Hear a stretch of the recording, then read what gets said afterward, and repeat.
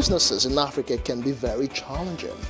In Nigeria, it is particularly intimidating, and successful builders have learned how to navigate a hostile environment to unlock opportunities. But one major challenge businesses face is how to filter through the noise and identify where their ideal customers exist. Get insight and practical steps from industry players and captains of industries. Hear success stories to help you make informed decisions as you scale your business in Nigeria. Watch Business Insights at this time on Plus TV Africa.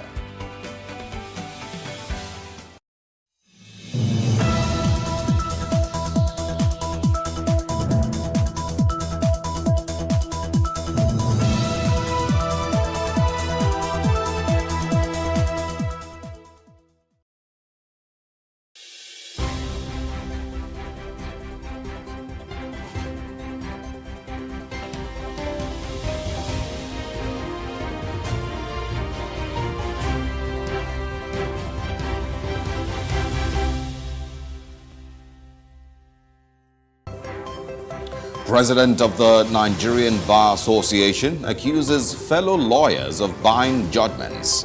Olumide Akpata specifically calls out senior members of the bar who abused the judicial process.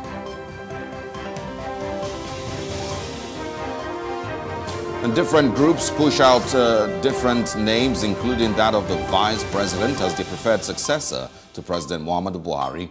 But what kind of president does Nigeria need in 2023? Two analysts will join us this morning to talk about that, and also, of course, Off the Press, where we get to share a quick review of the major news stories making headlines across Nigeria today.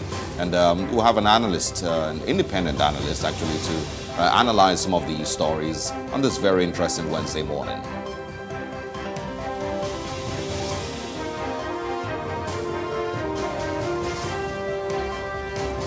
And these are some of the major interesting points that, of course, we will be discussing this morning on The Breakfast. Thank you for joining us on Plus TV Africa. I am Osaogie Ogbonwa. Very interesting Wednesday morning. And, of course, we start with what's trending across the country and, of course, on social media. The first one I will be speaking about is the response or the statements by Reverend Father Ejike Mbaka, who, of course, has once again, come out to lambast the current administration for their handling of security challenges in the country. He was mostly referring to the attack on the Nigerian Defense Academy, which he says, should be one of Nigeria's safest locations. And he says that if bandits or criminals could easily attack the Nigerian Defense Academy, then it paints a very, very grim and sad picture of what Nigeria's security situation is currently. He's also spoken with regards to Nnamdi Kanu and asked the government to go ahead and release Nnamdi Kanu, who, of course, according to reports, was arrested in Kenya and brought back here to Nigeria. He, basically is saying that if Nnamdi Kanu is under the government's detention and we're still having security challenges, then they may as well go ahead and release him. These are the views of Reverend Father Ejike Mbaka. And over time, I believe that, with numerous conversations that we've had and a lot of Nigerians have had concerning the involvement of the church and clerics and reverend fathers and priests and whatnot in politics and in the issues concerning Nigeria. Some people have said, I think it's best that church leaders and religious leaders completely stay off those conversations. But there's also those who have said it's important that religious leaders, because of the influence that they have, will always go ahead and share their views on the challenges Nigeria is facing, the country is dealing with, because they speak on behalf of the people, they speak on behalf of their flock, if I can use that word, and of course the thousands of people who listen to them every Sunday and every other time that they have something to say. So it's two sides, of that opinion. Those who believe that they should speak and those who believe that they shouldn't. But I think the controversy concerning Reverend Father Mbaka has always been not just his involvement and his, being able to speak, but sometimes when, he has been criticized for playing a little bit of politics, and getting involved with the political game instead of simply just speaking on behalf of the people. If you remember, in the 2019 elections, there were certain moments in the 2019 elections that he was strongly criticized for. And even in 2015, where he had spoken about prophecies and messages that God had sent to him, that he had of course administered to the people.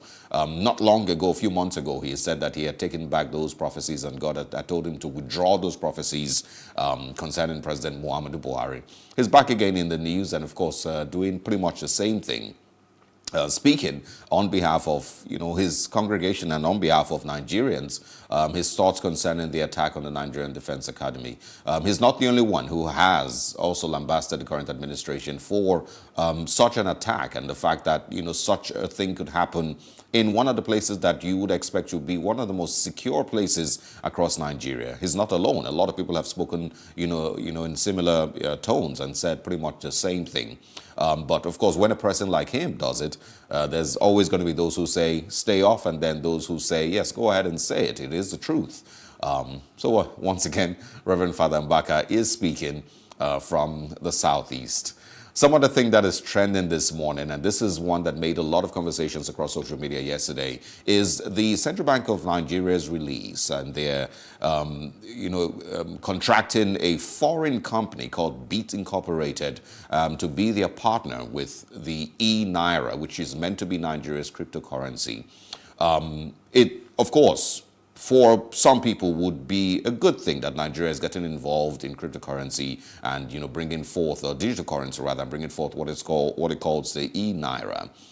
There were those who, of course, had complained that after the CBN had made its new laws and banned certain cryptocurrency fintech organizations here in Nigeria from trading in cryptocurrency, and of course made it difficult for Nigerians, even if that didn't slow Nigerians down.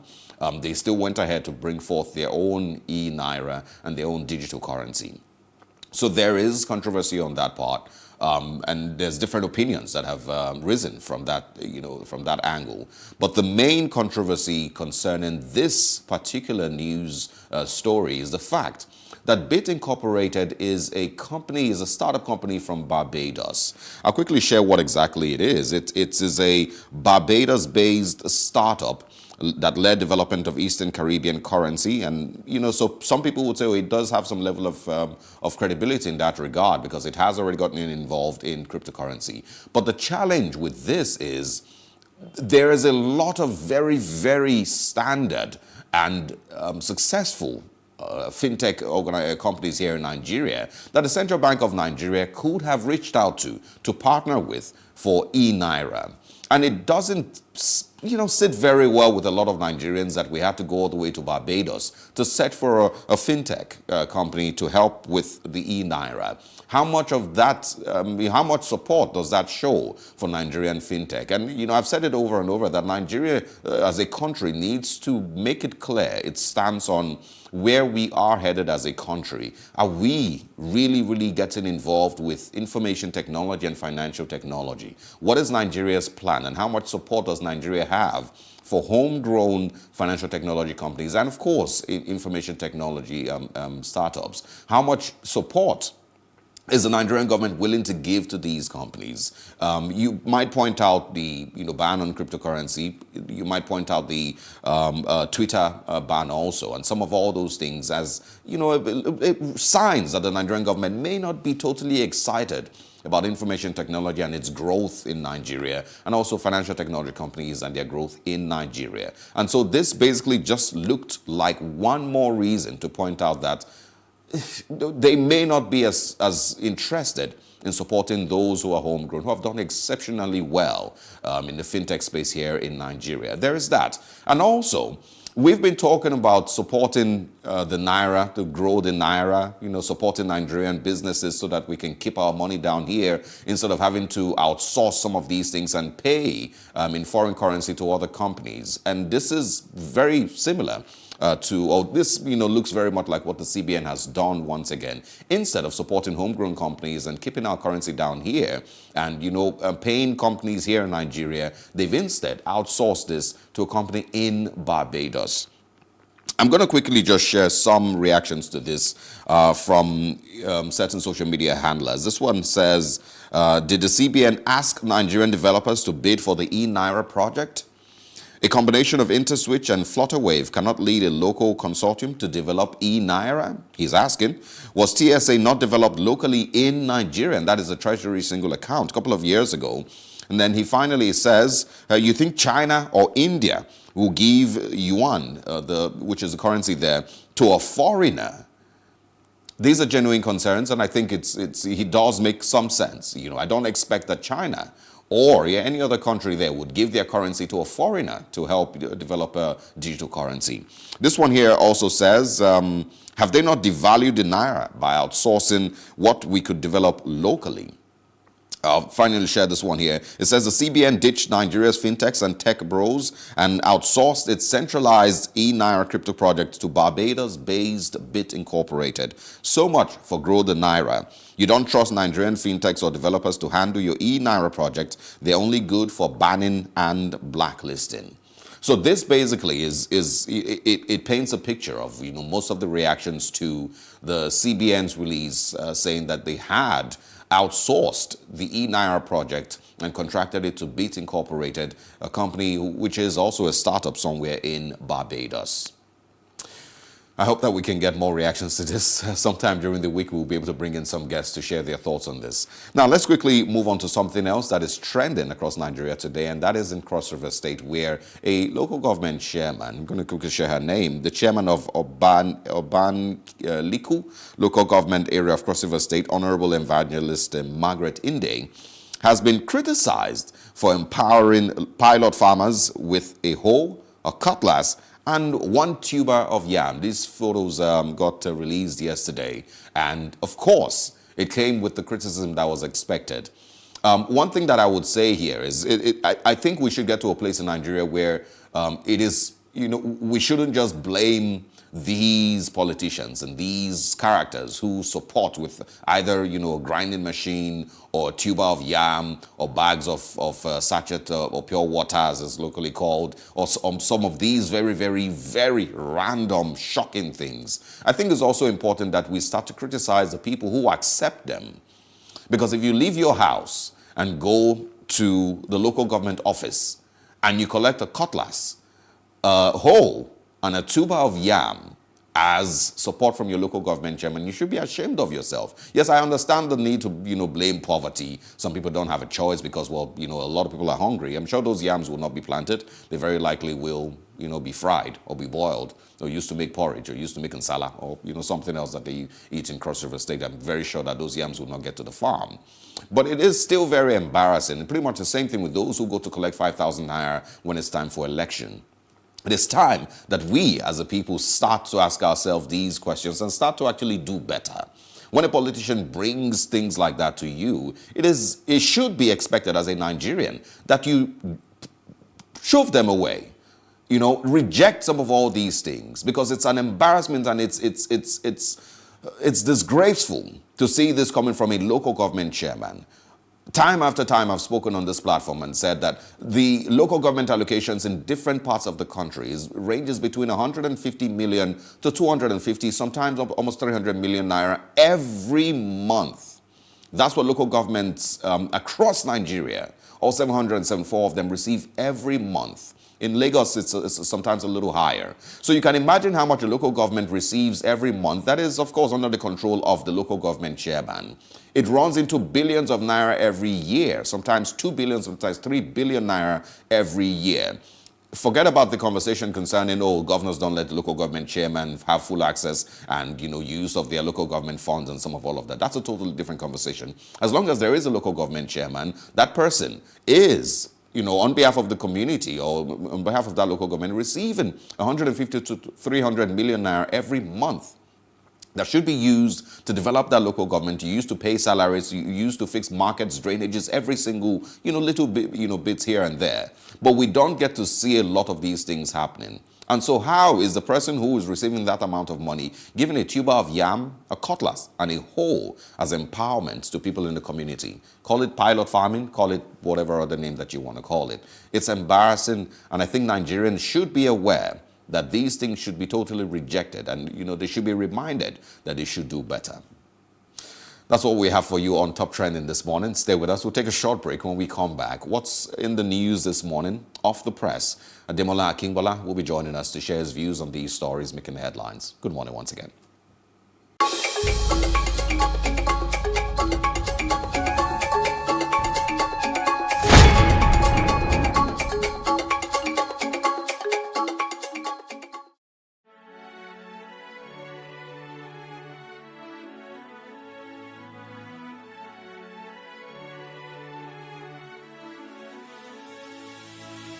It is engagement we need to have. Those who suffer miscarriages are never taken into account. Members of the National Assembly are also influence peddlers. You are sitting on Nigerians' money. From the barbing, I pay my rent. On the barbing, I send my children to school. A consultative engagement. No any tangible notification before they ban us. It's one thing for people to be at your back and the heat of the moment, and another thing for them to still be with you when push comes to shove. I will do everything to take Lagos out of the national grid.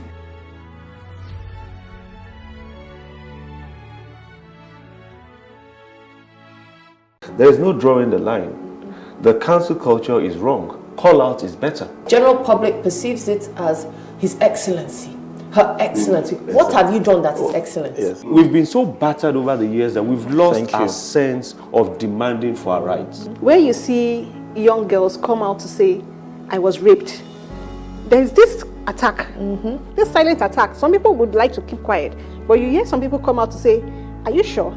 Did you ask yourself, on the average, how many people will come to this place? Did you ask yourself, when they get there, what is the process for accreditation?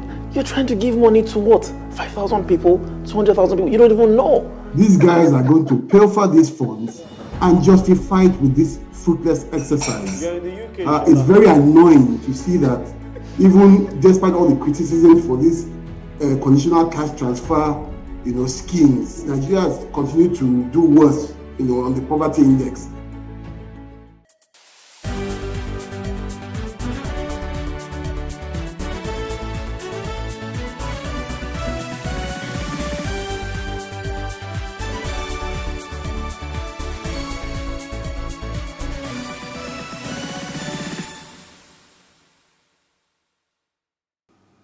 Welcome once again to The Breakfast on PlusTvAfrica. Now let's go to Off the Press. Let's have a quick review of the stories making headlines across Nigeria today.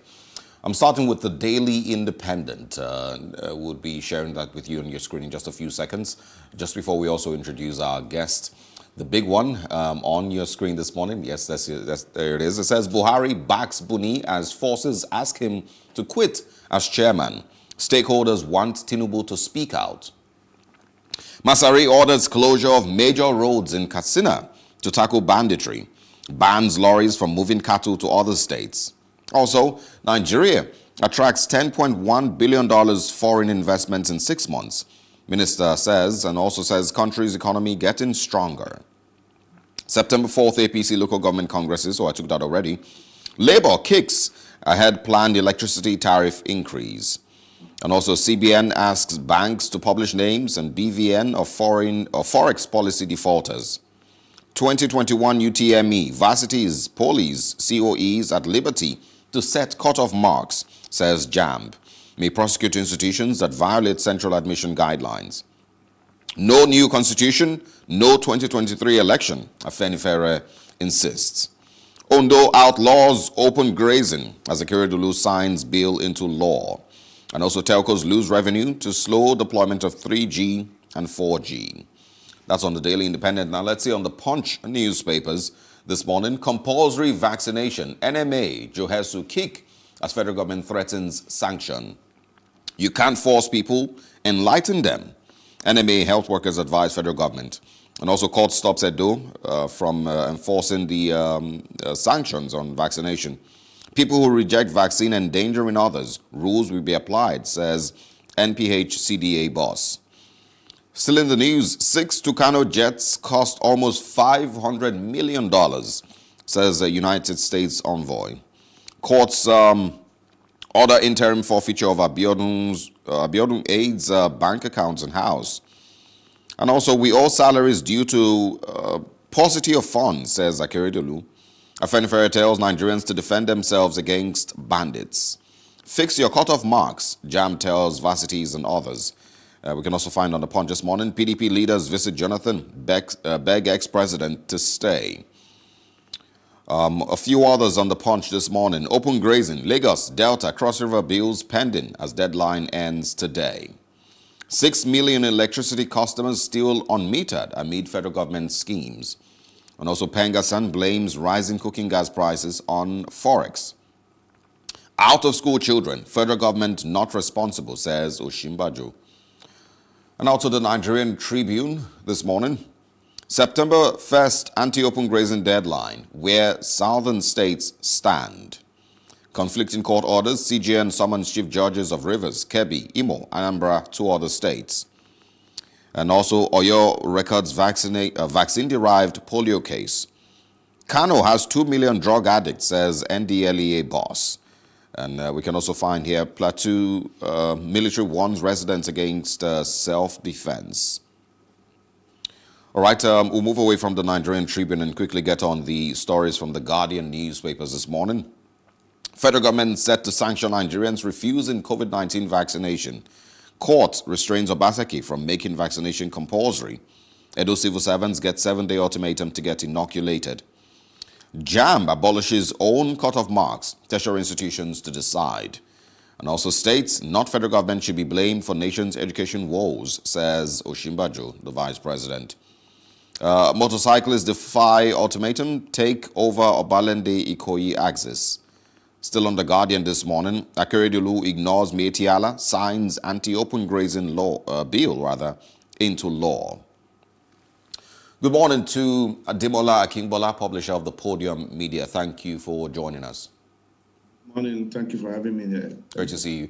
All right, so let's start with the anti-open grazing bill. Rotimi Akeredolu has, of course, put that into motion. He has signed the bill into law. The other southern states, of course, are still pending. What do you think of all of this? Well, we saw it coming. The cloud had been gathering for quite some time, really. If you remember the southern governors, after their meeting, I think 2 months ago or so, they did say that they were resolute in their opposition to open grazing. So the Ondo State government has done what it said it will do by signing it into law. And just as we have said earlier on, this is something that the federal government could have avoided. This is a needless controversy that should have been avoided a long time before now. And the moment you have governors daring the president going different ways, then you begin to wonder how development will happen in such a situation. So yes, I mean, we knew that it will come to this stage, and for me, the certain governors, they have said they will do it, and they are beginning to carry out their promise. So it's okay. It's okay. Each state has absolute control over how it wants grazing to be done, and I really don't think the federal government should make a fuss out of this. So it's fine. It's okay, fine. All right. Yeah. And you know, is there any other point, you know, you're seeing from the delay of other southern states to do same as Rotimi Akeredolu has done? Yeah, I mean, it depends on each state house of assembly and the composition, okay?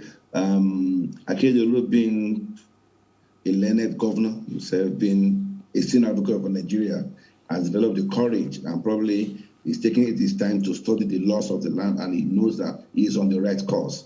Other governors may be tentative in their approach. Maybe they are not too sure that's the best thing to do. But ultimately, I also know that the federal government has, behind the scene, been lobbying the governors to ensure that this doesn't come to this level. But apparently, I mean, there's nothing anybody can do about it. Oyo State is going, Ondo State is going. I see more states joining very soon. All right. Moving away from grazing now, let's go to education, where there's news across all the papers saying JAM has given tertiary institutions freedom to set their own cutoff marks. What are your thoughts concerning this? Excellent. That's the way it's done all over the world. Excellent. Each university, each polytechnic should determine which student is eligible to be enrolled for specific courses. Okay, what JAMB needs to do is to coordinate.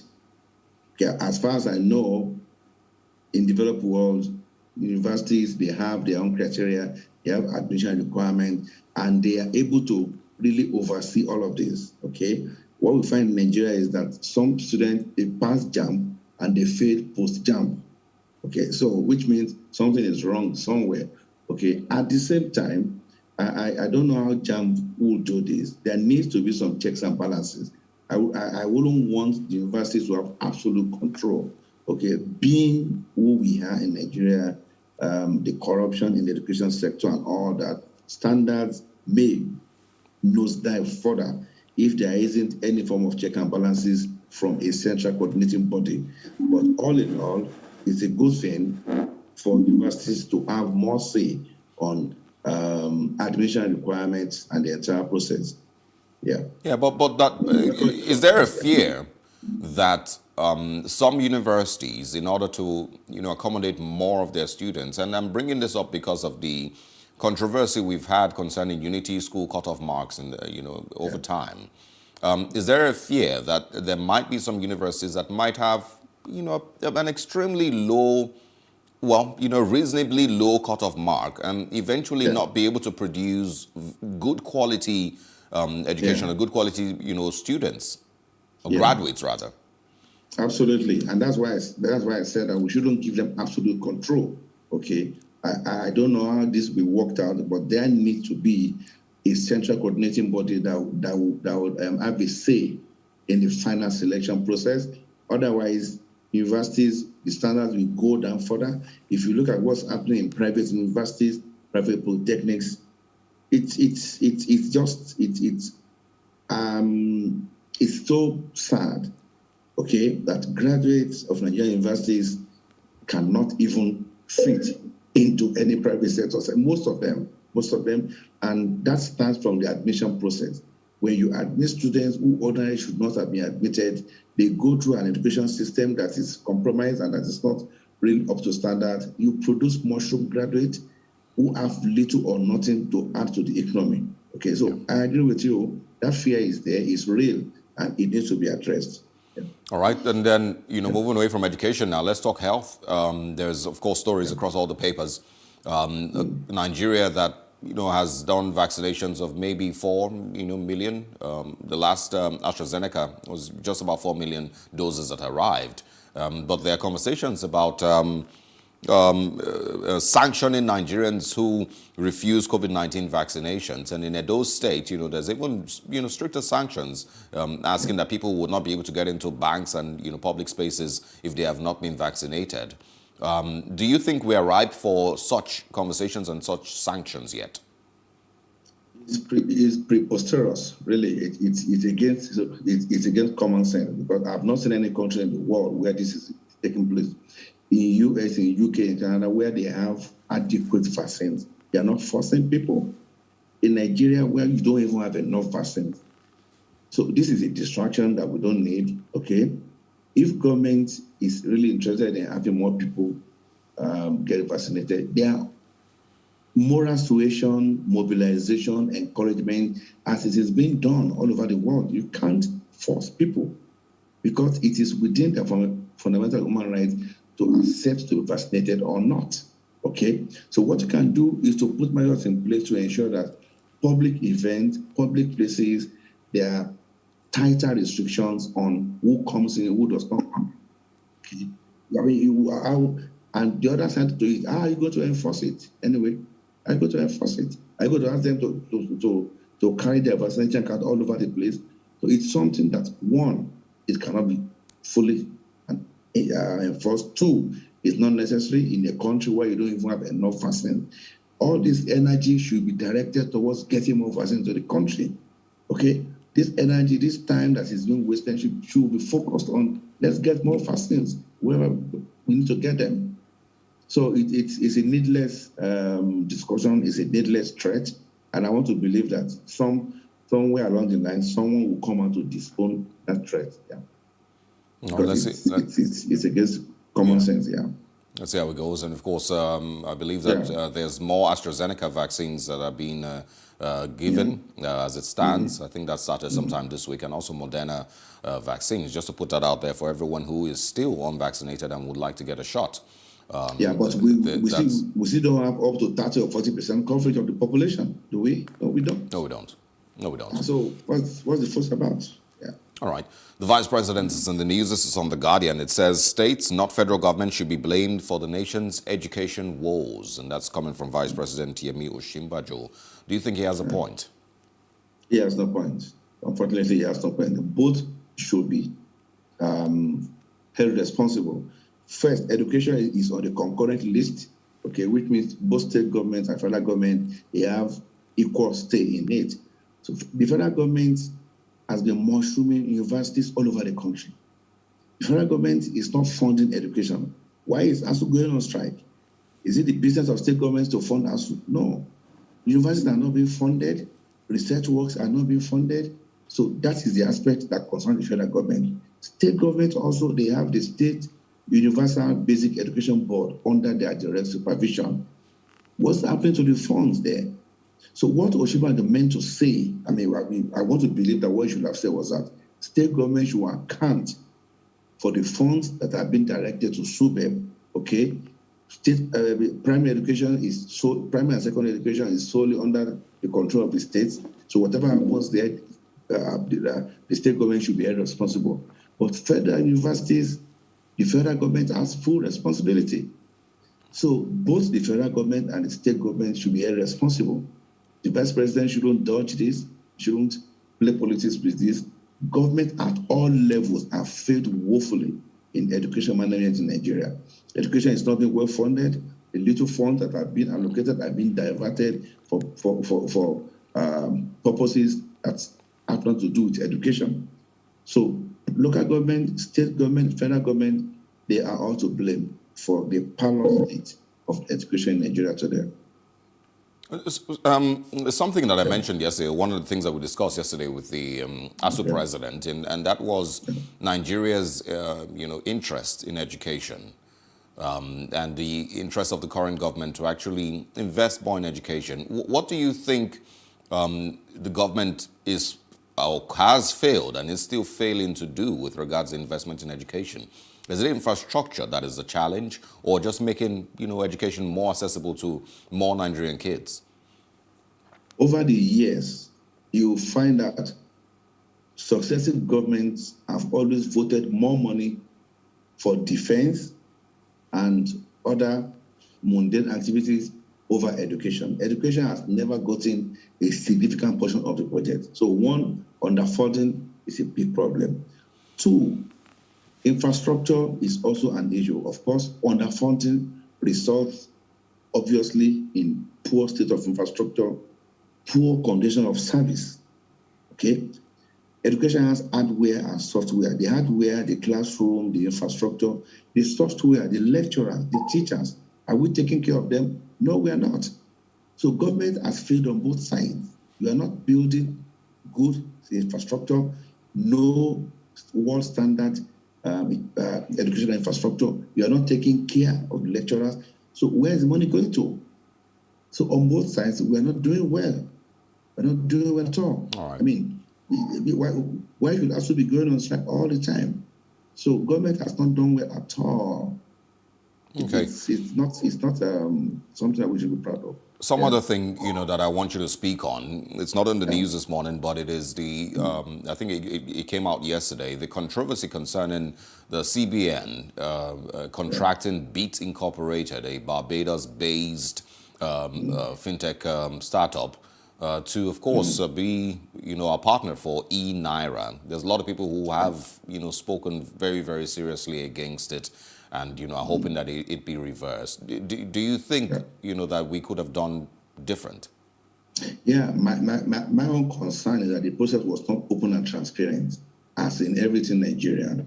Okay, we do not know the pedigree of this company. We do not know how they got to the state where they were awarded the contract. A lot of things happen in Nigeria that you just see the end result. The process is not transparent. You don't know how they got. Stakeholder relationship management is a major issue for most public institutions in Nigeria.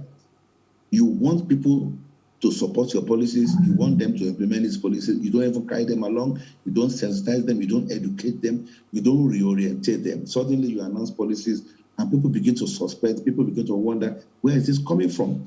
So for me, the process is far, far from being transparent, is far, far from being open. And the question is, do we need them? No, we don't. There's arguments that there's Nigerian fintech companies that should have been able to do pretty much the same, and you didn't need to outsource it. There are quite a lot of Nigerian companies that could have done this perfectly. And you see, when people want to do something that they can't defend, they go through the back door, okay? Because otherwise, this should have been thrown open. It should have been a way to encourage local startups through competitive bidding. Okay, if at all you need a fintech company, throw it open, let them bid, let them go to the rigors of being interviewed and being screened. Then everybody will be happy. But hey, it's not on at all. Absolutely. All right, let's move away from that. Let's go to security now. The Daily Independent, one of the stories there says is from Governor Bello Masari, orders closure of major roads in Katsina to tackle banditry. Bans lorries from moving cattle to other states. Quickly also share your thoughts on that. Yeah, I mean, like we said here sometimes ago, it will get to a stage where each state government and individual will devise the best means to enforce security, because the federal government has failed the nation in terms of maintaining security. So each local government, each state government, individuals would need to come up with ingenious ways of ensuring security. So I support Masari. If he has discovered that will work, why not? At the end of the day, we want results. We want lives to be preserved. Okay, so the approach may be unconventional, but hey, the point at which Nigeria is, we need unconventional solutions to tackle the problem of banditry, insurgency, and all of that. So, I mean, the federal government does not have any moral right to query any state government that decides to take precautionary measures to ensure that lives are being well preserved. So, yeah, absolutely. And don't forget, the same Masari told us some weeks ago that we should defend ourselves. Everybody should go up in arms. And we said, oh, no, he shouldn't have said that. But Alpha Inferior is also saying that now.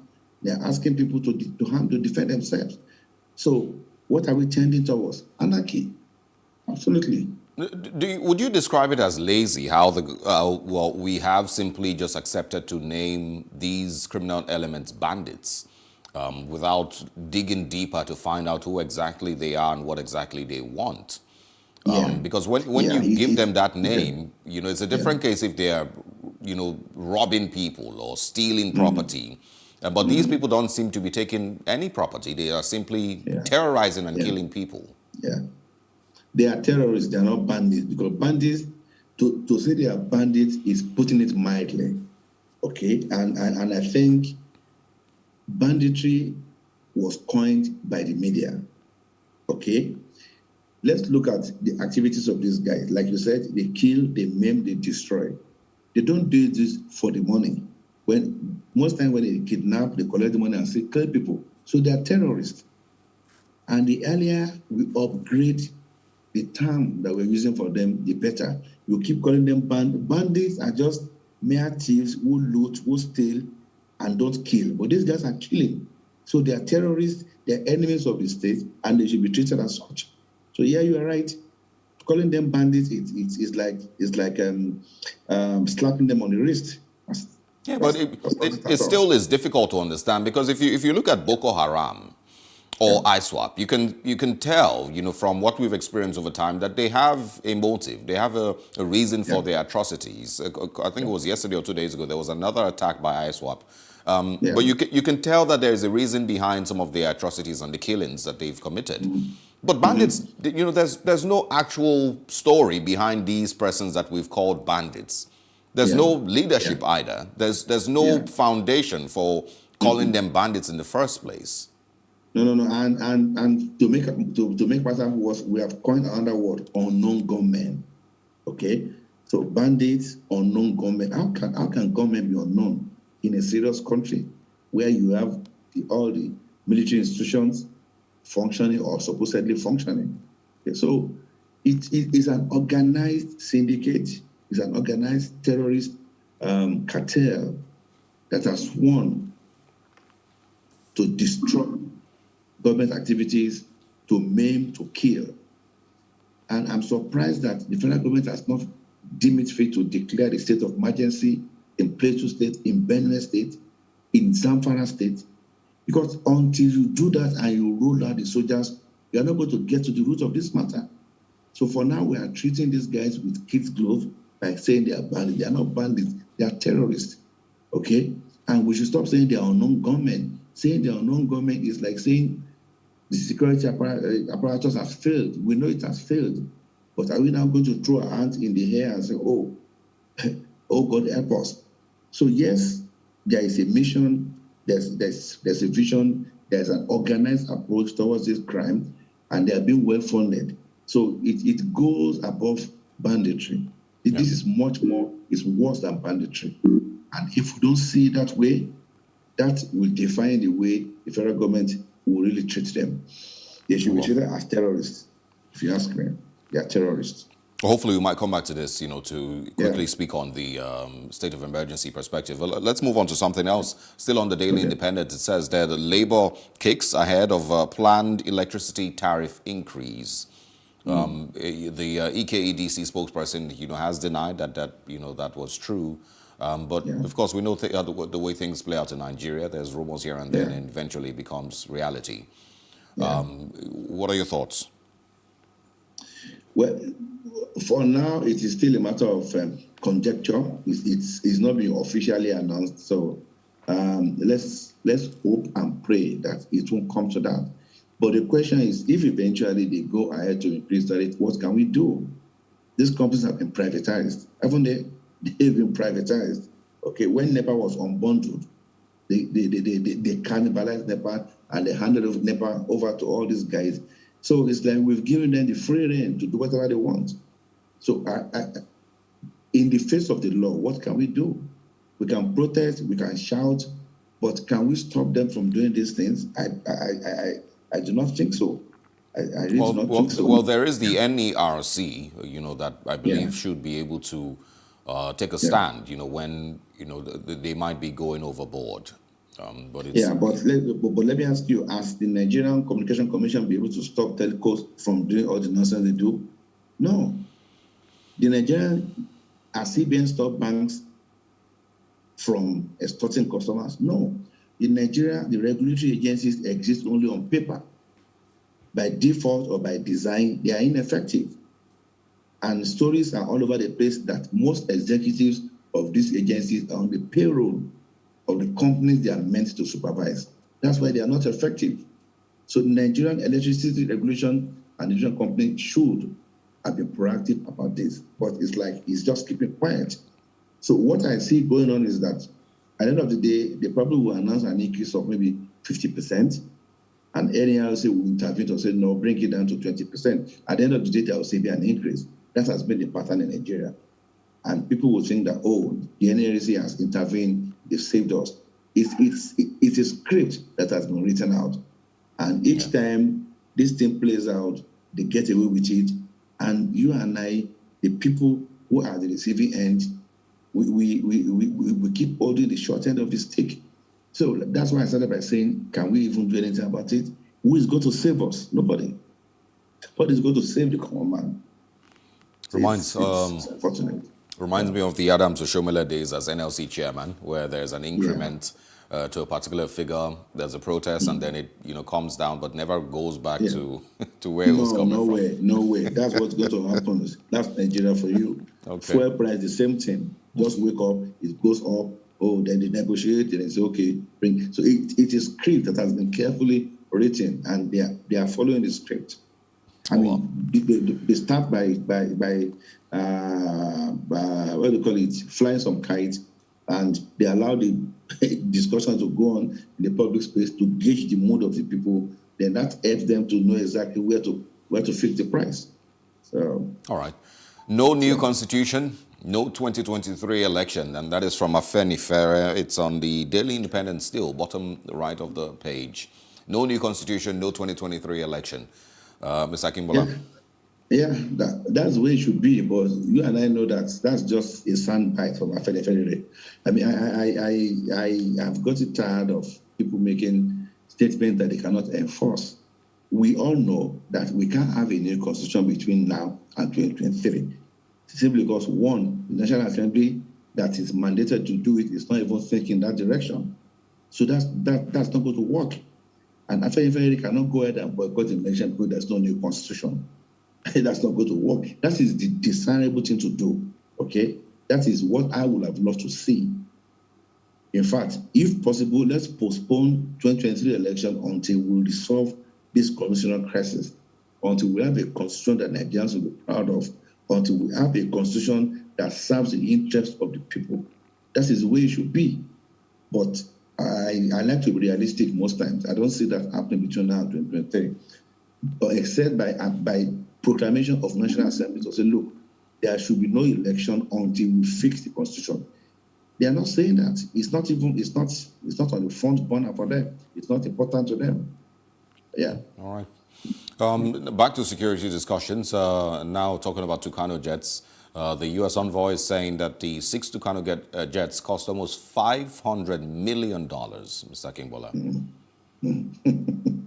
That's a lot of money. And you know, why I'm pointing that out is because, you know, we still have a lot of investments that we should have been able to put in with regards to fighting insecurity here in Nigeria. Do you, as much as I know that we need those jets, do you know that with 1/10 of that money, we can reduce significantly the level of insecurity in Nigeria? If you pump that money into local vigilante groups, arm them, motivate them, we will achieve a lot. These criminals, they live in our midst. They are not spirits, right? They are human beings who are known to some people. Okay? If we are able, those jets will not come and fight on the ground. Okay? So half of that money, 1/10 of that money, if we deploy it effectively into providing welfare, harming the armed forces, we will achieve a lot. Because I do not know what we are going to achieve by spending all that money to have those jets. All the Air Force jets that we have they not been dropping from the sky to the point that even one of them was shot at by Boko Haram? It's a nice thing to have, but can we afford it? Can we afford it? Finally. Yes, okay. All right, finally, this one is pretty much has been all over the news since yesterday. And it is court judgments for sale. The NBA president, Olumide Akpata, criticizing lawyers and judiciary officers who have basically been helping politicians buy court judgments. The CJN also summoned six chief judges of 6 different states to have a meeting with him. Mr. Akimbola, what's the challenge with our judiciary? Why are we having one case having multiple court judgments? The Nigerian judiciary is not insulated from the corruption that has that has consumed virtually all the public sectors. Okay, judges are human beings. They are vulnerable to being compromised, and that's what's happening. Okay, so what is the CJ going to be telling them? That what you are doing is wrong, stop doing it? Those guys, they will tell you, yes, we've heard, and they will go back. We've always known that justice in Nigeria is for the highest bidder. That's not news. We've always known. Even at the lowest level, if you go to the magistrate court at the lowest level, you see cases being adjudicated in some very funny ways that suggest that money has changed hands. The same thing at the highest level. Most politicians, when they steal money, they have a sizable amount allocated for litigation because they know. But is there anything that the CJN can actually do I mean, would you expect judges to be sanctioned if we lived in a society where the NBA and this, of course, the Nigerian Judicial Council were serious bodies? Would you expect judges to be sanctioned regularly when these things are spotted? Definitely. You remember 2 or 3 years ago when judges were being arrested, we all shouted, "Oh, this is human rights abuse." Each time we are on the verge of breakthrough in Nigeria, we allow sentiment and emotion to thwart such efforts. Okay? Judges were being arrested because there was very strong evidence against them that they were receiving bribes. But we all made noise, that thing, it died down, and now we are revisiting it. Okay? So the National Judicial Council, the Chief Justice of Nigeria, should come up with a strategy whereby corrupt judges should be sanctioned. They should be not just dismissed, they should be tried for corruption. Yeah. But the question is, how do you get them? How do you spot them? Because everything remains, oh, it has been done. Do we have evidence? Until we have people who can, whistleblowers, to focus on the judiciary, okay? And they should be sanctioned. Until we have proof or evidence, we just continue to complain that, yes, justice is being bought and sold, but there's nothing anybody can do about it. Yeah, but I think I would also, just before we go, in reaction to, what you mentioned about judges' houses being, doors being broken down, I think it was the approach or the way or manner that was carried out that got criticism. It wasn't because anyone was actually defending the judges. It was the way it was carried out. And we've also had similar conversations on many other cases where the Nigerian... But also, at the end of the day, we threw away the baby with the bathwater. We didn't like the way the houses were being invaded. We didn't like the approach. But today, but it was still left for the Nigerian government to show reasons why that was done and show proof to Nigerians that these people were actually corrupt. Till now, we still haven't seen any of these people found guilty of corruption or sentenced. What about the former Chief Justice that was humiliated out of office? There was proof. The Code of Conduct Tribunal showed proof against the former Chief Justice. Have we forgotten? And the guy was asked to leave. Well. Yeah. So, if we want drastic solution, we must be ready to take a drastic approach. Nothing good comes easy, my brother. Nothing good comes easy. Nigeria is in a situation whereby we need to be brutal. We need to be brutal. I love the rule of law. I love the supremacy of the law. But sometimes you need to put it aside to achieve your long-term objective. Nigeria is bleeding, my brother. Not a lot of people will agree with that, because there still has to be respect for the rule of law and the Constitution.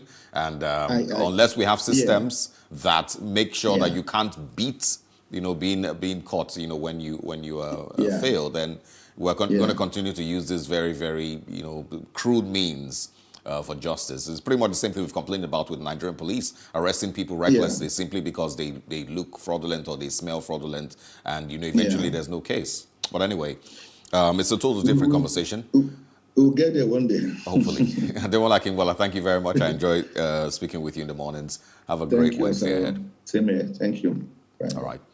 Good morning once again. Thanks for staying with us on The Breakfast. We'll take a very short break. When we come back, what happened on this day in history? I'll be telling you about a kidnapping that led to the loss of more than 300 lives in Russia. And of course, down here in Nigeria, some persons were sacked for coming late to work. That comes up next.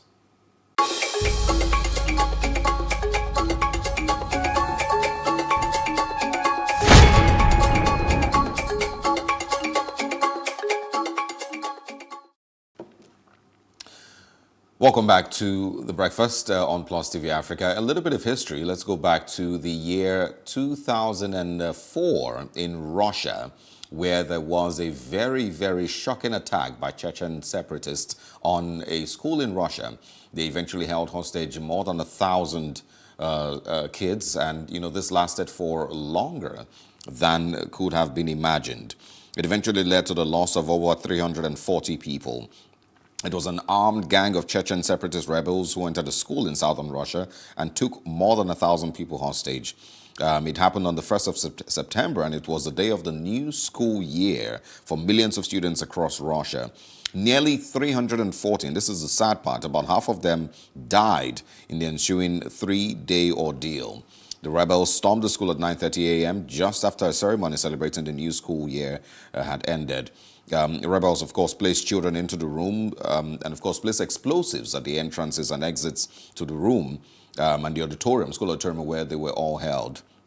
Not long after, about the third day, the rebels started to shoot children. Russian special forces stormed the school, and over 30 of them, of course, the Chechen separatists were killed. I think it was just one that survived this attack and was arrested. But all 32 of them that carried out the kidnapping and this very, very dastardly act were killed when the separatists or when the Russian special forces entered the school building. This is very, very, I wouldn't say relatable, but we've had conversations like this on, on the breakfast, and of course across Nigeria, when we've heard of people being kidnapped here in Nigeria. School children mostly being kidnapped here in Nigeria, and people have also suggested, that there should be other ways asides negotiating and paying ransom, that there should be, very, very, critical ways that this could be handled. Can any of these sites where these victims are kept be stormed? Can we have Nigeria's special forces storm any of these things? Are there tactical ways that these things can be handled? But of course, we've never really been able to experience or, see any of those play out here in Nigeria.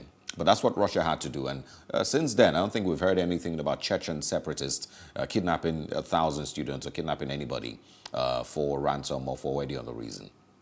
What happened on this day in 2004. Now let's move down here to Nigeria in 2015, where on this day, 31 workers were punished over lateness. And this happened with Governor Ayo Fayose in Ekiti State. He basically stormed certain schools in the state earlier than normal, and everybody who came late to school that day was fired. No fewer than 31 civil servants who, of course, were in various ministries, departments, and agencies in the state were punished for coming back too late. His visit exposed all of them, because he showed up in these MDAs before 8 a.m.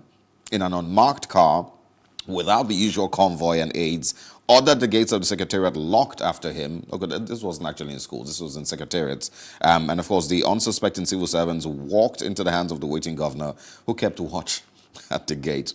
Over 30 latecomers were apprehended by the governor and directed that disciplinary committee be set up to try them with appropriate sanctions. It was, a very interesting discussion in 2015 when this happened. But I think I have also pointed out that it may look like a crude way of handling issues in Nigeria, and this is what we've always, pointed out.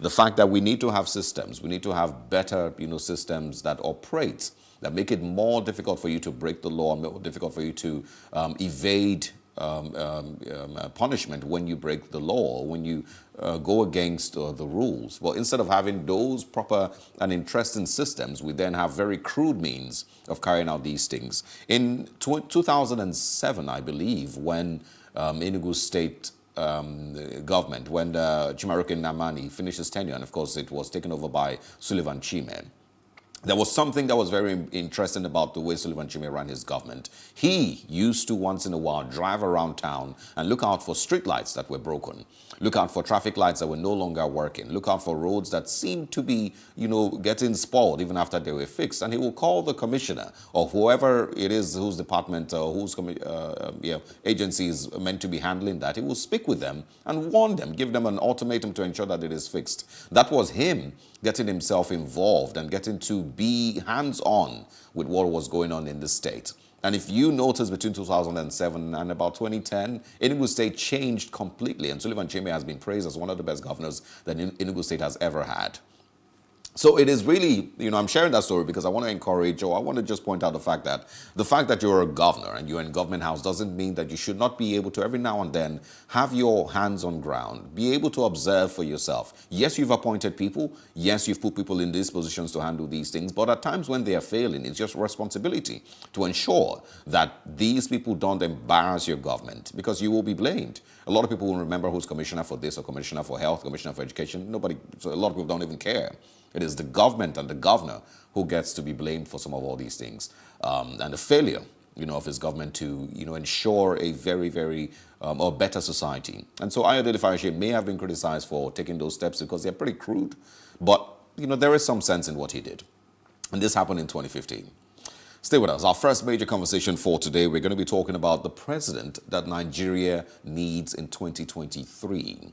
There have been postulations, there have been some names mentioned, there have been some people who have also mentioned that they would like to run.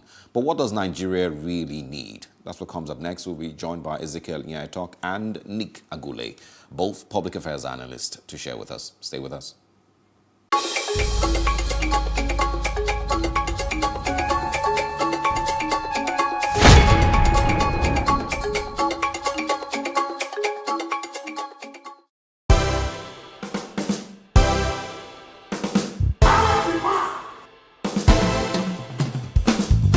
Keep watching Plus Events, Plus Events, Plus Events on PlusTvAfrica.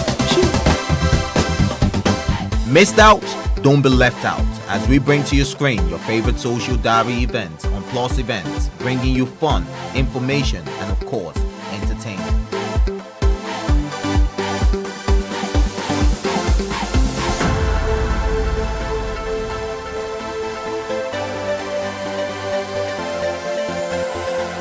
Hello everyone and welcome to the latest event show on the planet.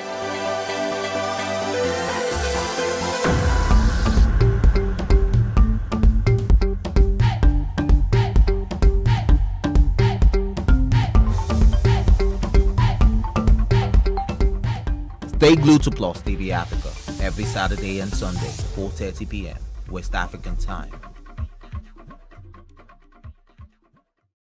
There has to be a decision point. The way your baby is presenting, we have to rush you in. And my partner at the time was like, "You going to cut her? Are you going to cut her? Is it going to leave a scar?" And I said, "Am I a belly dancer? What is the problem here?" No, I'm vulnerable about the future of the children, the future of mine and the future of the generation of my children. I want to have nude pictures taken. Of you? Yes, Yeah, but we without have showing my private parts. I want to put it in my front room. And they said, "You can't do that. People will be embarrassed when they came into your house." I said, "Well, it's my body and it's my front room." All the things that we do, what is the purpose of it? I just realized that I was more trusting before I was 6. So many women, they just feel like I have to cook for my husband, I have to breastfeed my children, I have to pick them from school. Because society expects Then you them go to. home and you cry and you stop your career, you can't do anything, then you blame everybody. You took that choice.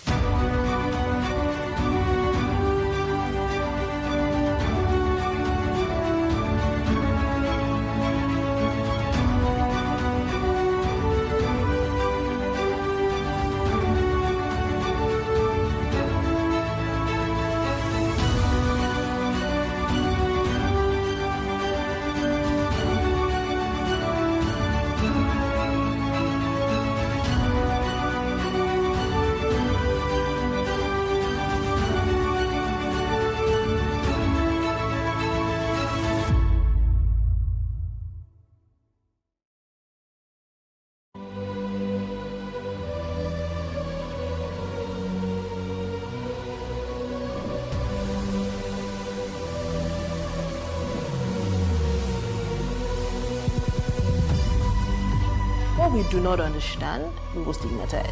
What you can see is the remaining of the tanker that exploded. The suspect equally confessed.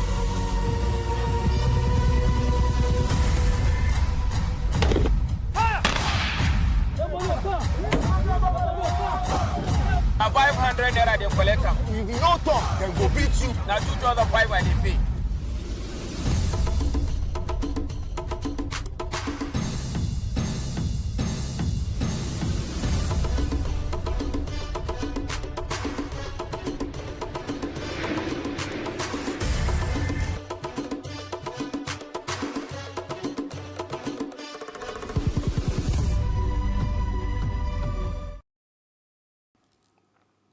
Welcome once again to The Breakfast on Plus TV Africa. Our first major conversation this morning is discussing Nigeria's very near future, 2023, and what the kind of president Nigeria needs in 2023. Like I mentioned earlier, there's been a lot of postulations. There have been names called. There have been people who have presented themselves also, including governors and former governors, to take over that position in 2023. But what's most important is what happens beyond 2023. And, a few times, I think it's also important that we mention that it's really not about who you take out of government. It's more important who you put in government, because Nigerians get to deal with the consequences of that decision for 4 or 8 years. And that is no joke. We'll say good morning, first of all, to Nick Agule, who's joining us as a public affairs analyst. Thanks for joining us, sir.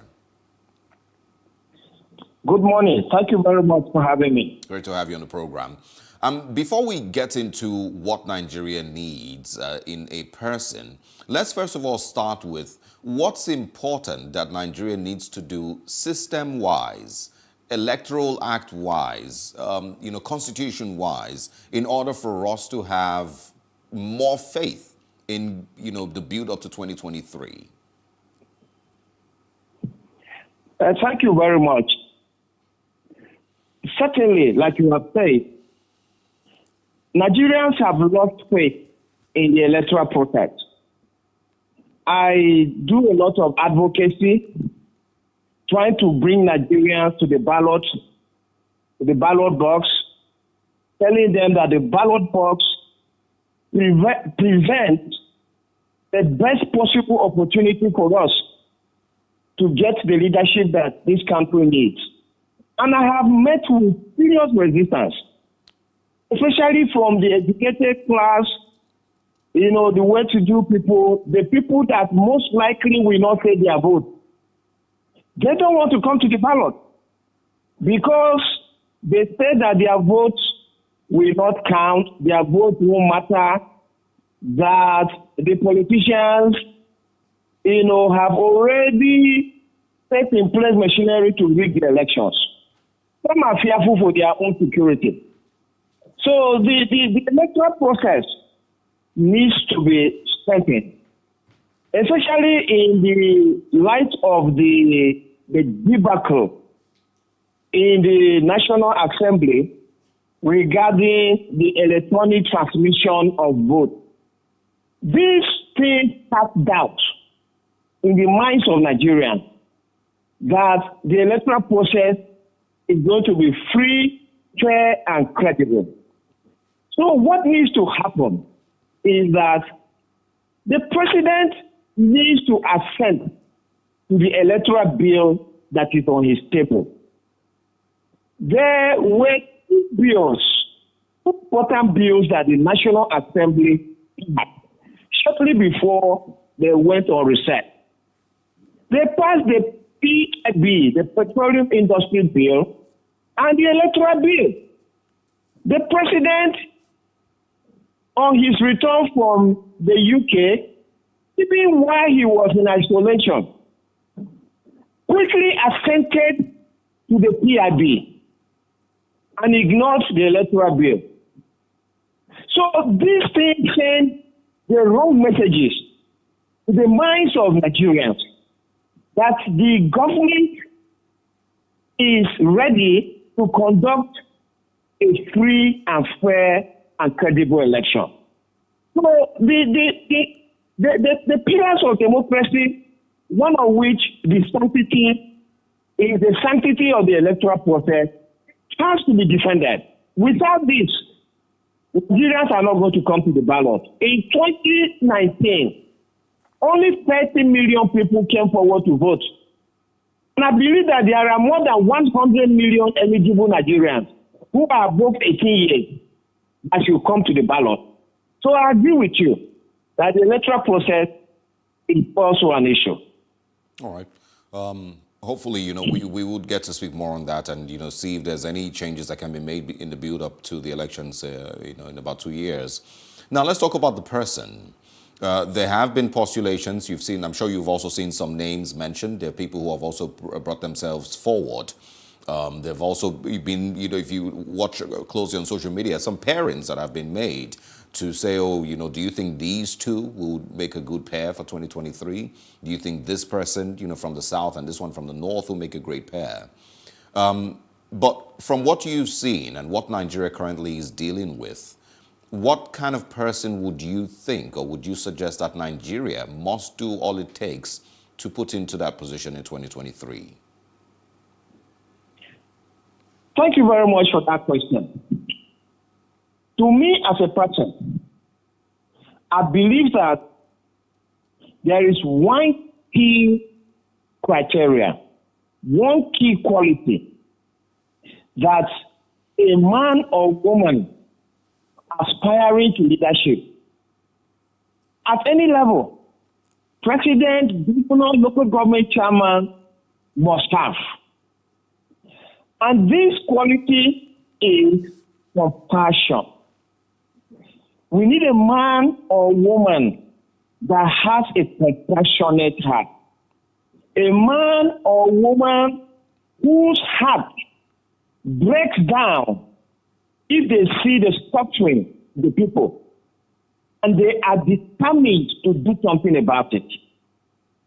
When they see that there are children out of school, there are youth without jobs, we don't have electricity, we don't have security, the roads are bad, there's no water, no gas, nothing. And this person says, look, I am determined, regardless of the opposition that faces me, whether it's for my party people, those who sponsor my campaign, my family members, my associates, I want to solve this problem. And I want people to be happy. Until we have that man or woman, every other criteria is not going to work. Education will not work. Exposure will not work. Whether they are from the north, they are from the south, Igbo, Yoruba, Hausa, or any of the ethnic group, Christian or Muslim, it's not going to work. So we just have to have this person who has a resolute determination that they want to put smile on the faces of Nigerians.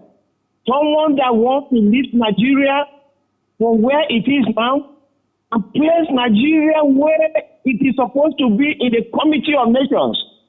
A country blessed with every available natural and human resources that will take its pride of place in the Committee of Nations. Think about Lee Kuan Yew of Singapore. Think about Mandela. These are the kind of people that I'm talking about. They have the quality of looking at the suffering of their people and being determined. Mandela was in prison for 27 years to make sure his people are liberated. Until we have someone with big qualities, it's not going to happen for us. Well, compassion is not necessarily something that can be spotted, just by seeing a person's or a candidate's face. And neither can it be spotted from his CV either. So there has to be other things that Nigerians may want to also point out, that you may not be as compassionate as, Nick Agule has described, but you still have, certain qualities, either educational qualities, or, you just really are someone who has shown, capacity for development in the past.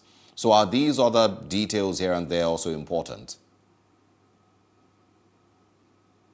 Thank you very much. I completely agree with you that, like they say, the mind's construction cannot be figured out on the face. So it is impossible to know what is happening within the temple of any human. But what the electorate need to look for is pedigree, track record, what these people have done in the past. Nigerians do not listen to promises of, if you elect me, we do A, B, or C. Nigerians must look at what these people have done in the past. Some of the people coming forward to be president now, they've been governors. What did they do while they were governors? A man was a governor and did not develop his state. But he, as a person, you could see that his personal wealth was rising. You see the man in the United States, the man did not have the ideas to take his state from position A to the next level. The man cannot also perform as president. That's just the truth. If the man was a minister, or the man was in the corporate world, manage a company to death, and you want to hand over Nigeria to him, it's not going to work. So Nigerians must look at the track record of the people coming forward to determine those who have that compassion over the suffering of people. But I also agree with you that in addition to compassion, the person must have other qualities. The first of which is this person must have a united mind. This person must be, you see, our country as of today is polarized, is divided along ethnic, religious, and political lines. We need someone who will come and unite this country. You know, when you have a president that flourishes on the fourth line of the nation, someone like Donald Trump, he flourished on the divisiveness in the American society.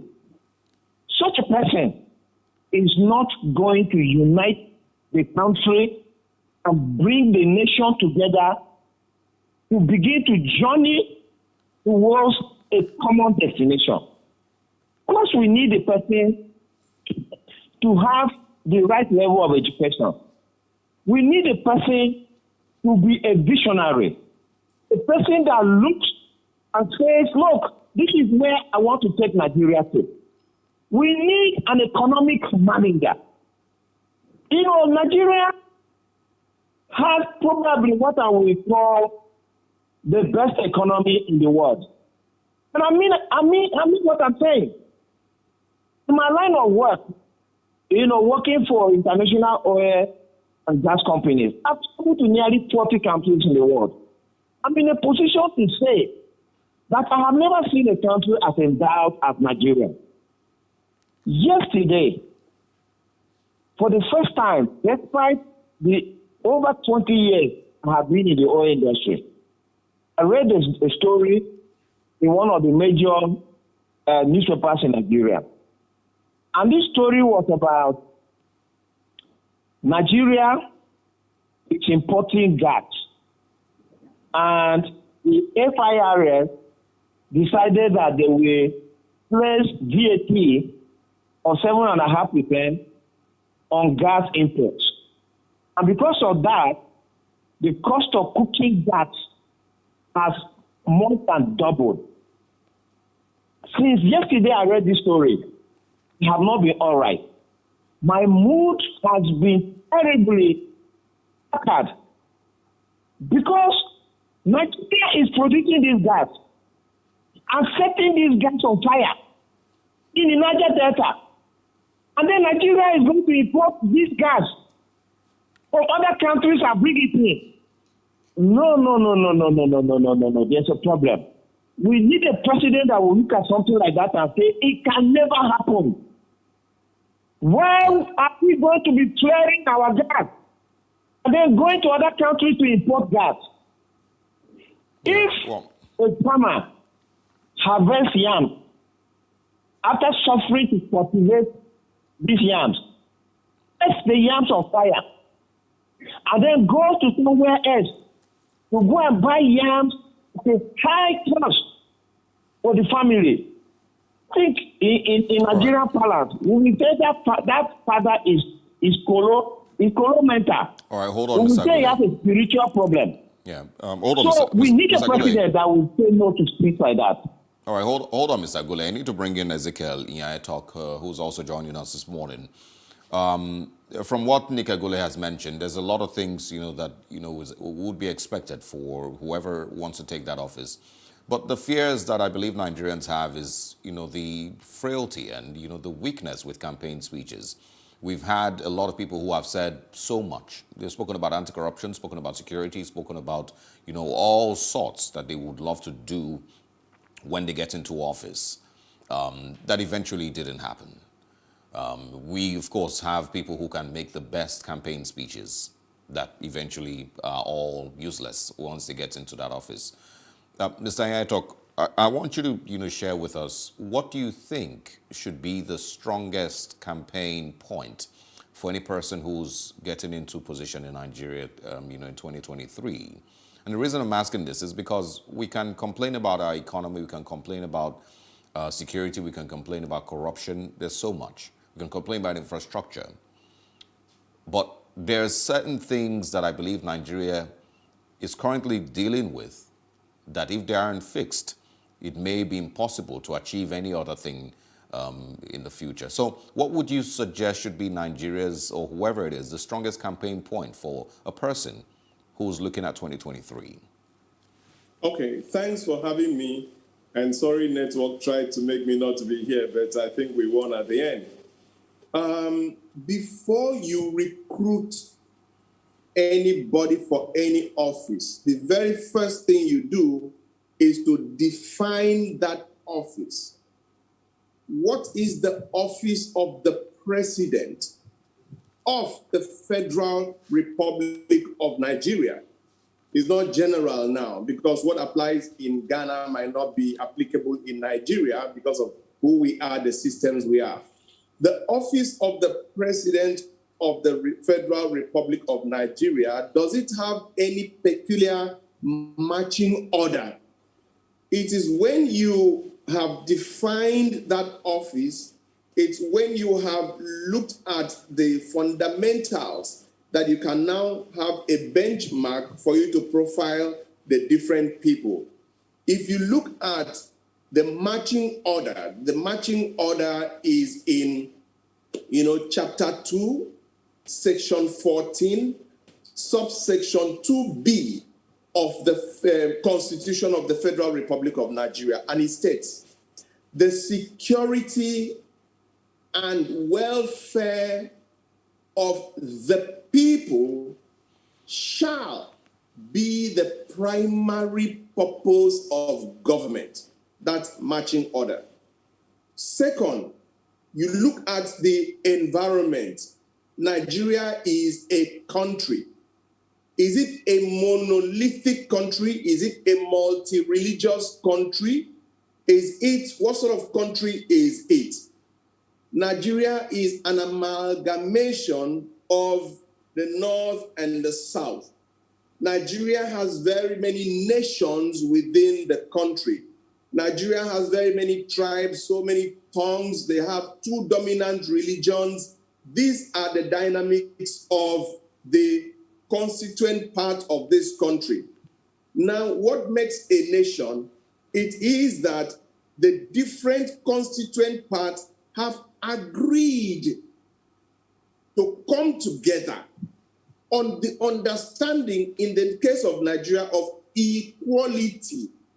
What that means is that the man in Sokoto has the same right as the man in Bayelsa, has the same right as the man in Ikotekpene in Akwa Ibom State, has the same right as the man in Bama in Borno State. Those fundamentals are irrevocable. They are fundamentals that you cannot play with. To that extent, therefore, the man that must come to be the President of the Federal Republic of Nigeria, and again, I bring the last paradigm, which is the work or the essence. Government is the aggregation of the resources of the people and a recruitment of managers to manage these resources in the larger interest of the people, in which case, Mr. President is not a lord, he's not a monarch, he's not a king, he is a chief executive who is accountable to the stakeholders where we are Nigerians. So if you are coming to be the chief executive of Nigeria, you must see yourself as the chief servant of Nigeria and not the lord of Nigeria.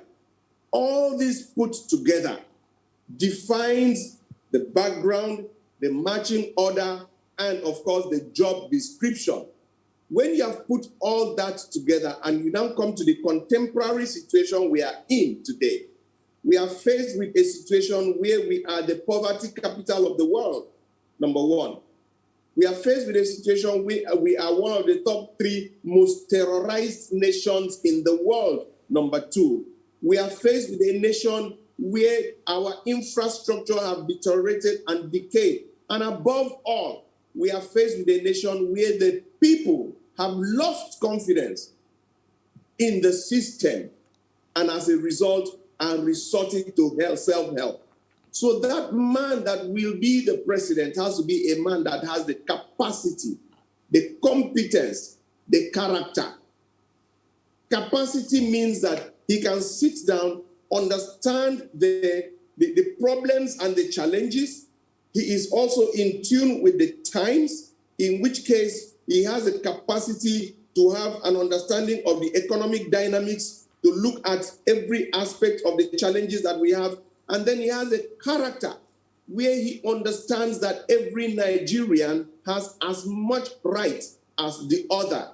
That character means he's somebody that is honest, trustworthy, and of course, when you talk in terms of the competence or the capability, it means that he is somebody, you can't just, the Constitution says you should have basic school set, or in fact, primary school first. And in the Nigeria of today, that no longer applies. You've got to be a man who can sit on the board, analyze issues, and take informed decision.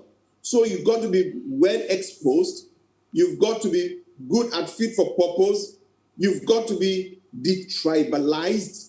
You've got to have a character that people can look back at you and say that I like that man. He is trustworthy. He's a man that integrity. Yeah, Mr. Ayantok, some of the qualities and, the things that you've mentioned, if we're being honest, and you look across all Nigerian politicians that come to mind, not very many of them, can, paint this picture or, or represent this, personality that you've mentioned.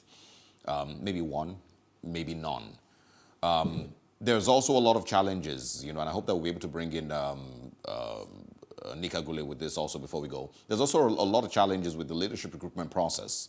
And one thing that Nigerians have always complained about is it's not because they don't want to vote, it's because they get there and they look at the options and there's really no urge to actually even bother themselves. So there is that also. But there's something else that I think is important that we should talk about, and how we can find a person who can do this.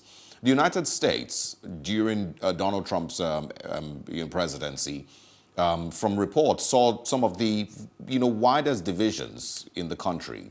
It created some divide in the United States that a lot of people hadn't experienced before, hadn't noticed before. And people might also argue that in Nigeria today it's pretty much the same thing. That there is some level of division that we've never seen before. We've never even imagined was this bad or it could get this bad. How do we find a person who can unite Nigeria again, who understands the importance of uniting Nigerians, in the journey forward, while other things are going on? Beautiful. I think even if this is my last contribution, I'll be very happy to just give this a last shot.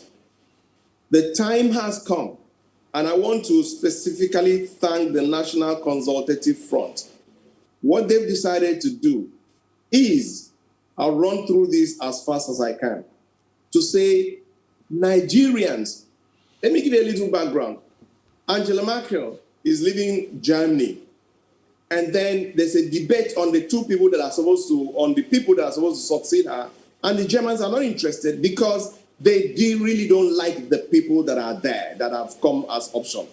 The same thing has been the case in Nigeria. We are just presented with 1, 2, 3 people that is like between 6.5 dozen, and we're not really interested in them. So what we decided to do is that let Nigerians, for one, take the destiny in their hands by doing what? We are embarking on the largest ever recruitment process. We are coming up with this project in National Consultative Front, where we are asking every Nigerian, tell us who you think can be a good president. It's not whether the person wants, whether it's this party, we don't care. Who do you think that can be a good president? And then we're expecting about 5,000 entries. So we have a panel of eminent Nigerians that are going to profile 60 from each of the geopolitical zones. These 60 that is going to come up to about 360 are going to be put across to Nigerians. Their profiles, everything, and let Nigerians, everybody looking, we don't care whether it's in this party or in that party, who do you think? Is non-partisan, is general. So Nigerians are going to vote and bring it from 60 to 30. From 30 per geopolitical zone to 20, to 10, to a point where we now have maybe about 5 per geopolitical zone, which brings it to about 30 Nigerians, where Nigerians have been the one profiling and bringing. When these 30 eventually emerge, they are going to be brought into what looks like a reality show of some sort, where for about a month, these people are subjected to addressing issues, various issues of the national import, so that we can really see their competence, their capacity, their capability. We can really explore their character and capacity. We look everything and keep eliminating till we come to probably 1 per geopolitical zone. By the time we arrive at that, Nigerians would have been the people that evolve the people that we think can be our president. It's at this point that they are now emptied into a political vehicle going to 2023. So you can no longer say, I don't have an option. This is where we want every Nigerian get involved. It's going to be the most ambitious leadership recruitment, exercise probably in the world. And if we need to do that, let us do it so that we can now say we have a choice. And we can no longer say, oh, PDP will no longer throw anybody they want at us. APC will no longer throw anyone at us. And because they are the 2 big parties, then we are compelled to pick between the devil and the red blue sea. Is no longer going to happen. Nigerians have stepped up and we are ready to get this going. In the next few days or weeks, you'll get the details. All right, well, we'll see how that turns out. Nick Agule, confirm you can still hear us. Yeah, thank you very much. Sorry, the line dropped. Oh, sorry, apologies for that. If you heard my last question, would you like to also chip in on that? And, the question is, how do you find a candidate that you're sure can unite Nigerians again, or understands what it takes and what is, how important it is that Nigerians are united again as we also build, the nation? How do you find a candidate, like that? Yeah, thank you very much. Before I answer your question, let me agree and lend weight to my co-panelist, what he's saying. He said, there are a lot of keys that are needed in the man or woman that will be our president in 2023. He mentioned competence, capability, capacity, character, and I will add to that compassion, which I talked about, and courage. Courage is very important. We need a courageous man and woman. There are enemies of Nigeria who parade as if they are statesmen or women. They are the ones that go behind the scenes to the man in the seat and try to divert his attention, but came onto it to take him away from the direction that he's headed. We need a courageous man or woman who can look these people in the faces and tell them to get out of the way. So I will say that, in answer to your question, I will say that the leadership recruitment for 2023, I'm in agreement with my co-panelist, is the most ambitious leadership recruitment that we are going to have. And it's like a penalty kick. We either get it right, or Nigeria may probably not survive another 4 years. So it behoves on every one of us to get involved in this process. Now, the issues here are that the major parties, APC and PDP, they are all internal democracies are not working. So at the end of the day, they present to us the electorate candidates that look like a choice between the deep Brucey and what we believe that they say again. The devil and choices or not two choices. But the Constitution of Nigeria provides for the existence of a multi-party democracy. So we have other parties. Now, if we mobilize ourselves here and we ignore the fact that we are from the north or south, Muslim or Christian, because poverty does not know a Muslim or a Christian or someone from the north or south, we can align ourselves behind that force. A candidate that we know has the uniting qualities, either that can lift Nigeria up, that stands on a party that is not either of the two major parties. We put our vote behind them. There were 30 million votes in the 2019 presidential election. If we mobilize enough and bring people out and give these candidates 50 million votes, they will win the election. But the problem is that the people who go out to vote are those that are most likely to sell their vote. Those who will not pay their votes, they remain at home. They are the educated class, living in fine estates. Some of them will not. Try to talk to them about the electoral process, and you will meet immediate apathy. I tell you, I don't do politics. I don't believe in the process. I cannot come out. These are the people that we must mobilize to bring to the ballot. Because if we don't get leadership recruitment right in 2023, I think it's going to be very bad for us. All right. We're going to schedule another day when we can talk about mobilization concerning 2023, because it's never too early to start. And the earlier earlier Nigerians start, the better, to at least shape the narrative and shape the direction with which, Nigerians will go, with the next general elections. Nika Gule, Ezekiel Iyatok, thank you both for sharing your thoughts with me this morning. And we wish you a great Wednesday ahead. Thank you very much. God bless you. Absolutely. All right, stay with us. We're going to be moving now to talk about the Nigerian Bar Association and its chairman, Olumide Akpata, calling out lawyers who apparently buy judgment across the country for politicians. We'll get into that conversation after the short break. Good morning.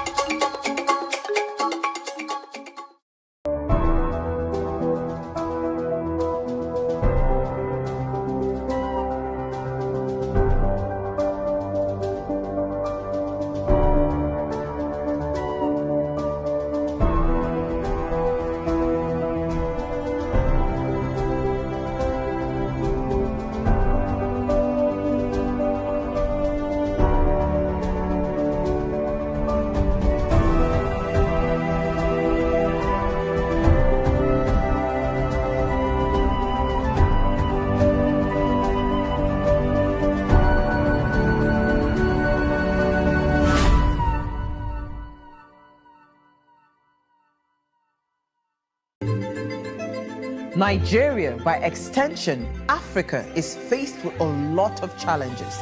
The growing youth population with little engagement, that is a ticking time bomb.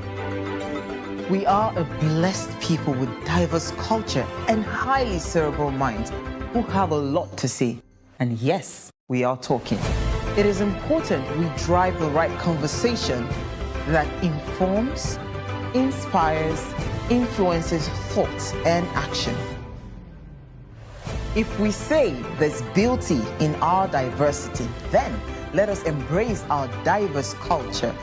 We must continue to courageously be the voice of transformation as we are the hope for the future. Yesterday's conversations shape today. What are you saying to shape your tomorrow? We know you have a lot to say, and we are here to hear you.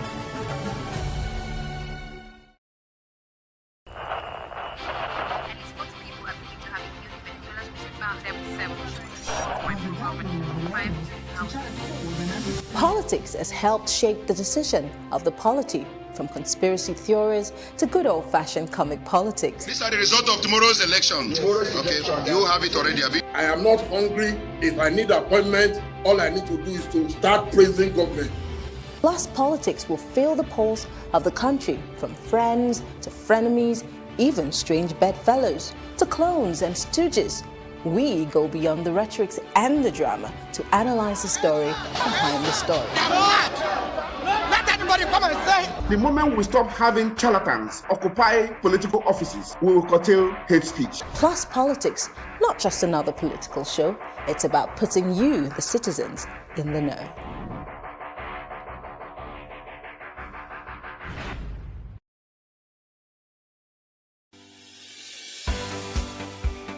Businesses in Africa can be very challenging.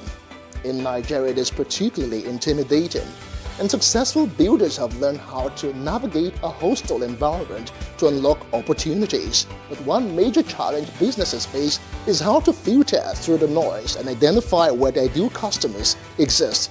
Get insight and practical steps from industry players and captains of industries. Hear success stories to help you make informed decisions as you scale your business in Nigeria. Watch Business Insights at this time on PlusTvAfrica.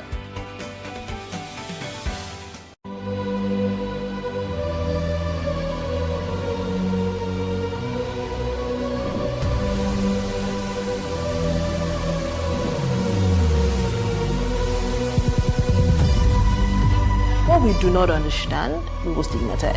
What you can see is the remaining of the tanker that exploded. The suspect equally confessed.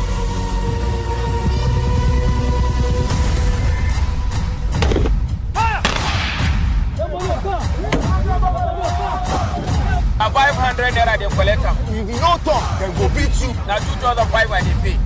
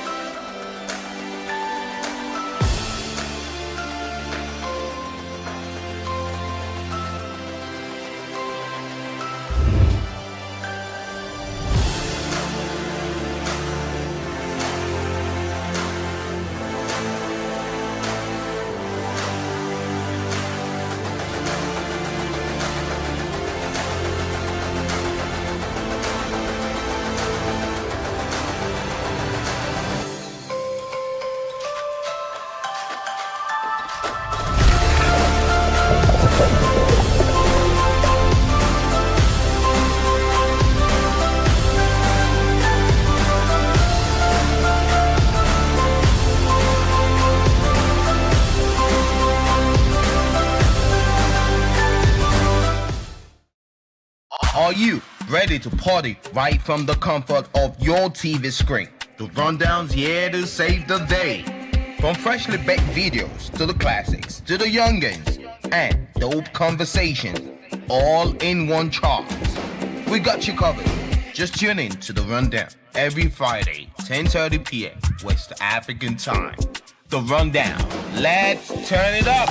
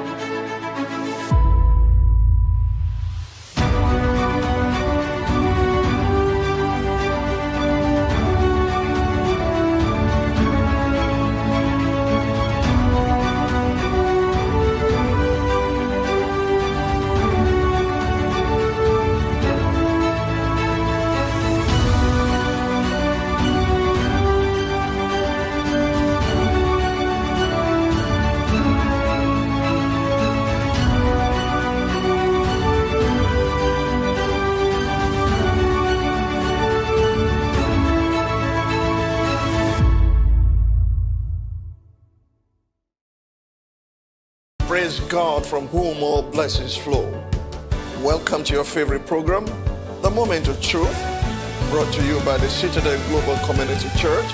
Our God is a God of salvation, far above all principality and power, and might and dominion, that regardless of what happens in this season, you will escape. Say to your neighbor, there is no peace for the wicked. The lazy man does not roast what he took in hunting, but diligence is a man's precious possession.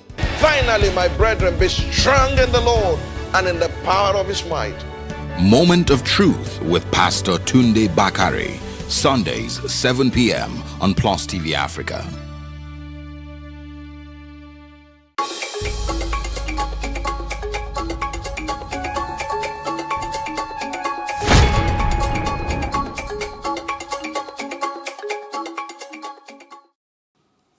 Welcome once again to The Breakfast on PlusTvAfrica. Final conversation this morning is going to the judiciary and the little bits of chaos here and there. The CJN, first of all, summoning 6 chief judges, and of course the Nigerian Bar Association chairman, Olumide Akpata, calling out lawyers who, according to him, buy judgment. This morning we're speaking with a lawyer, Emeka Okpara. Good morning, thanks for joining us. Good morning. Great to have you on The Breakfast. All right, I'm going to start with a quote from the letter put out by Olumide Akpata, the NBA president.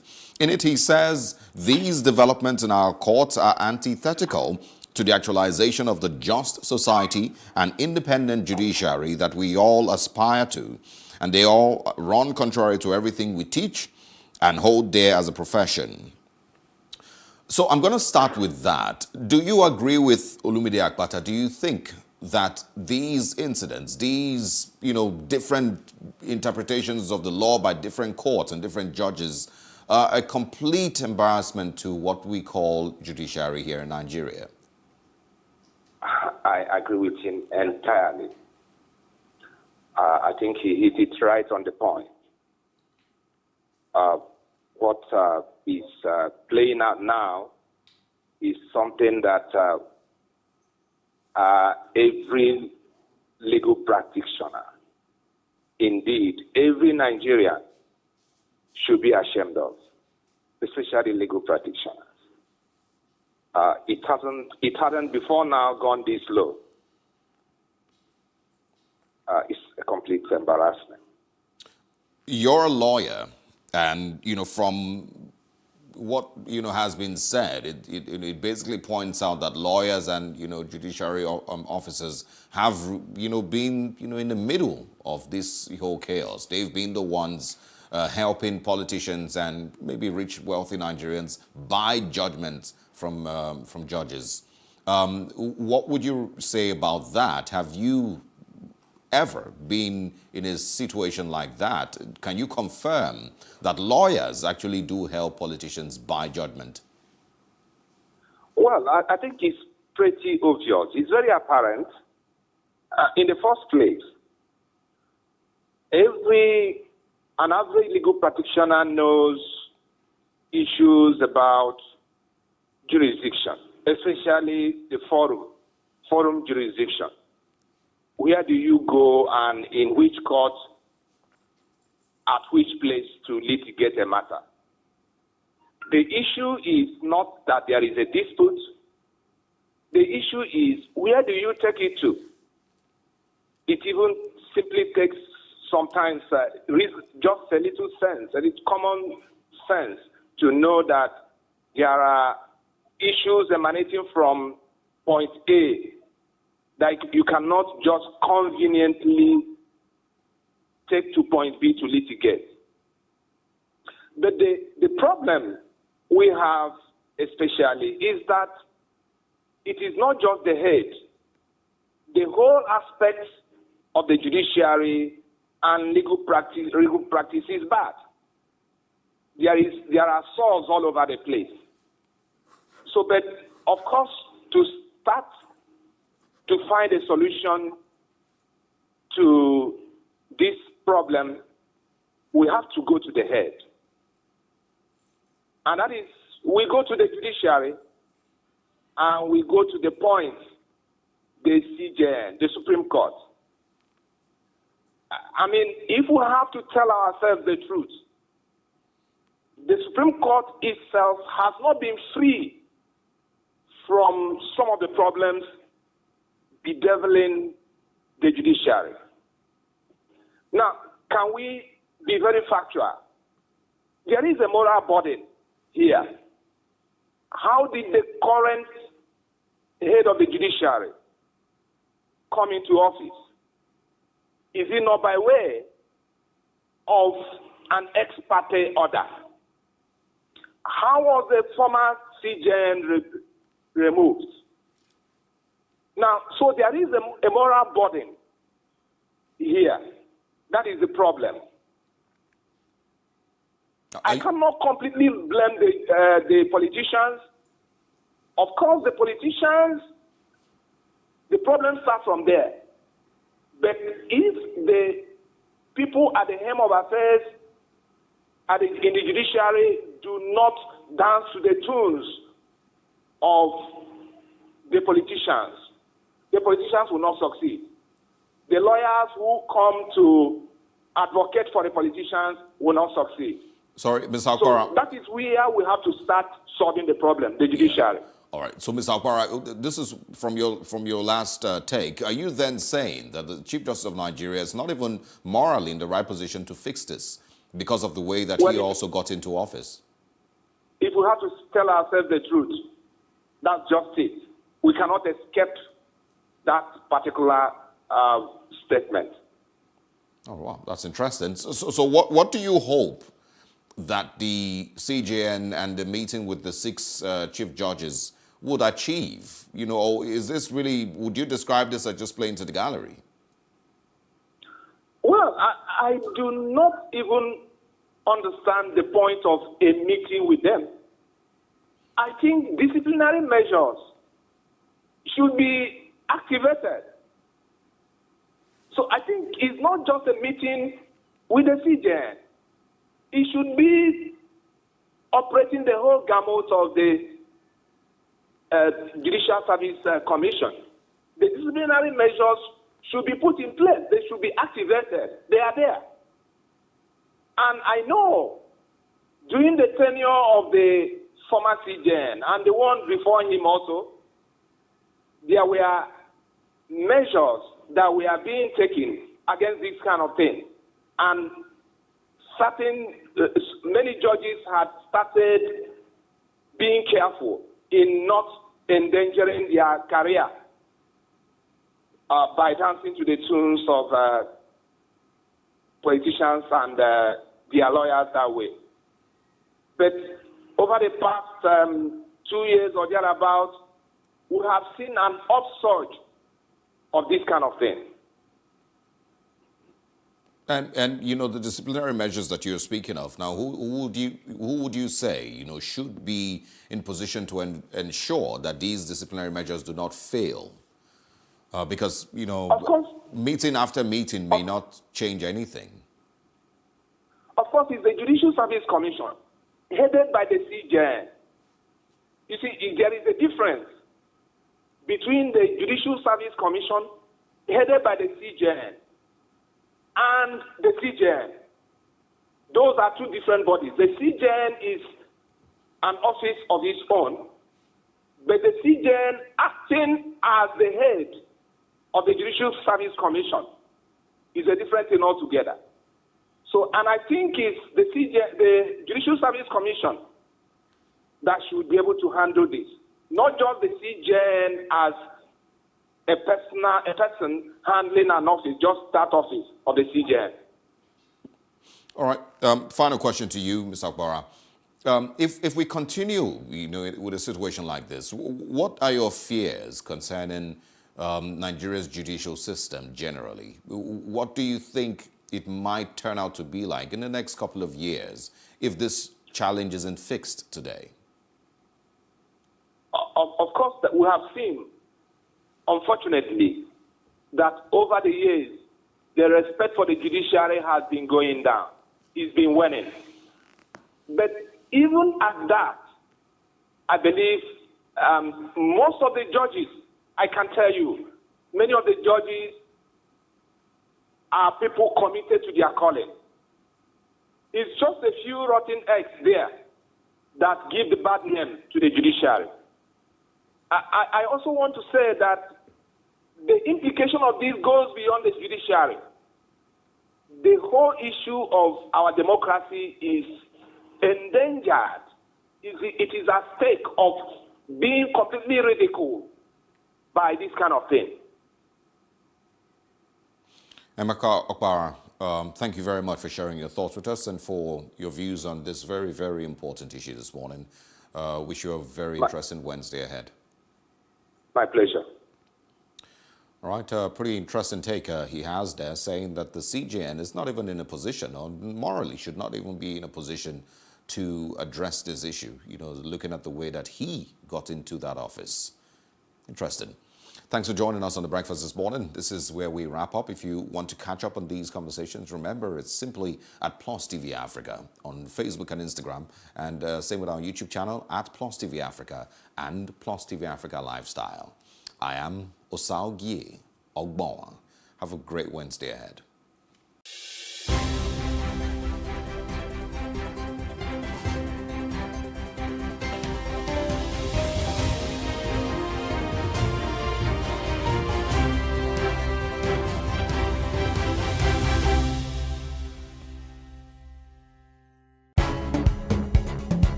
Nigeria's Niger Delta region, from where the black gold fuels Africa's largest economy, where the lines between wealth and poverty has never been thinner. Conflicts, poverty, insecurity, and environmental challenges daily confront the region. How can the Niger Delta story be changed for the better? Join Mamude Akuga at 9 p.m. every Friday evening on PlusTvAfrica as he probes deep in search of solutions. Inside the Niger Delta with Mamude Akuga, the authentic voice of Nigeria's oil-rich region. Hello and welcome. It's Nimasa This Week, the voice of maritime.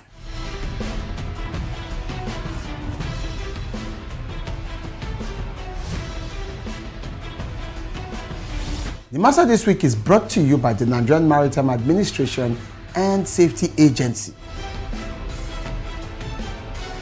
Statutorily mandated to ensure that there is regulation and promotion of matters affecting our waters.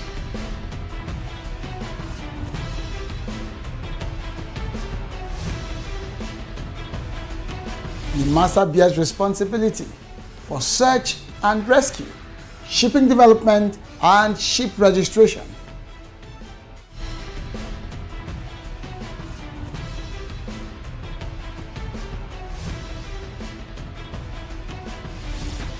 NIMASA This Week, the voice of maritime, showing on this channel.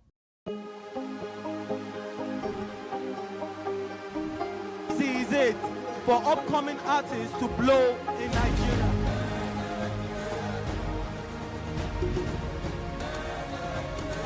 Welcome to Plus Trending. I am Bookie November, your host, saying thank you for joining us on today's episode. Welcome back. It's tea time on PlusTvAfrica. Practice makes perfect. I'm not perfect yet, but I'm a lot better than I used to be. He's a king. He's entitled to marry 100 if he wants to.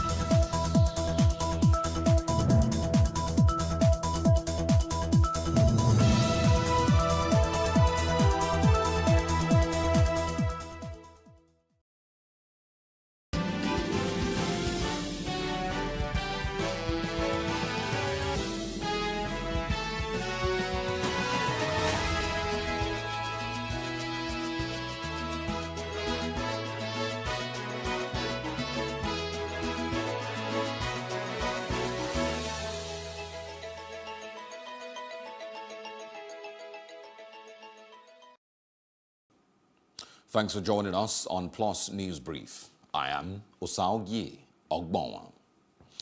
Governor Rotimi Akeredolu has signed into law the anti-grazing bill passed by the State House of Assembly. It was signed on Tuesday, August 31st, 2021. The move is in line with the resolution of the Southern Governors Forum at its last meeting in Lagos. September 1st was set as the deadline for governors in southern Nigeria to sign the anti-open grazing bill into law. An association of cattle breeders, the Mieti Allah Kotahore, says it will be unrealistic to enforce the ban on open grazing because there are no alternatives. Its National Secretary, Al-Hassan Saleh, an engineer, said the ban is a negative policy designed to destroy the livelihood of herders. The association made a demand through the leadership of the northern community in Enugu State and the Southeast Zonal Chairman of Magban, Jidado Sidiki, at a public hearing conducted by the Enugu State House of Assembly. Leader of the northern community, Sarki Sambo, said they were in support of any law that would bring peace and security to the state. And a federal high court in Lagos has frozen a Kogi State salary bailout account domiciled in Sterling Bank PLC over a 20 billion naira loan obtained from the bank. Justice Tijani Ringim granted the order to freeze the account, and that is pending the conclusion of the investigation or possible prosecution by the EFCC. The EFCC had approached the court for the order in an ex parte application. Counsel to the EFCC, Abbas Mohammed, told the court that the order was necessary so as to preserve the rest and abate further dissipation of the funds in the account.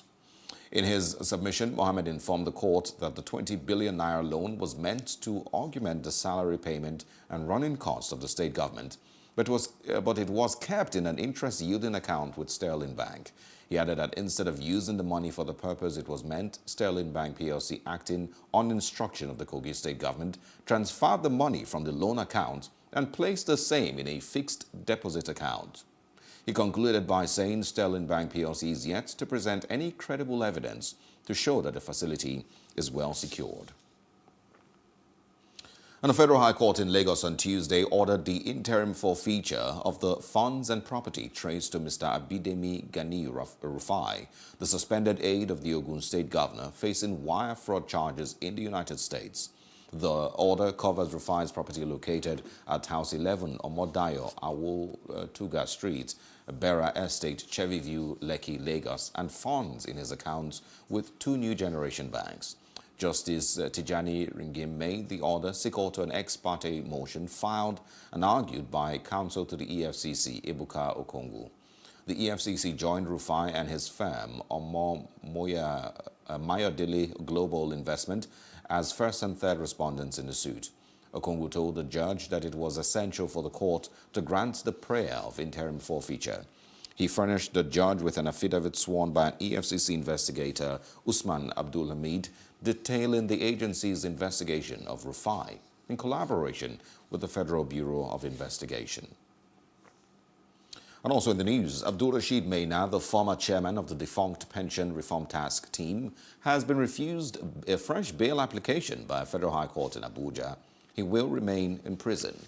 The bail appeal was refused by Justice Ahmed Mohammed after an appeal was moved by Maina's counsel, Mr. David Irumba, on the grounds that it was contentious, as reported by the News Agency of Nigeria on Tuesday evening.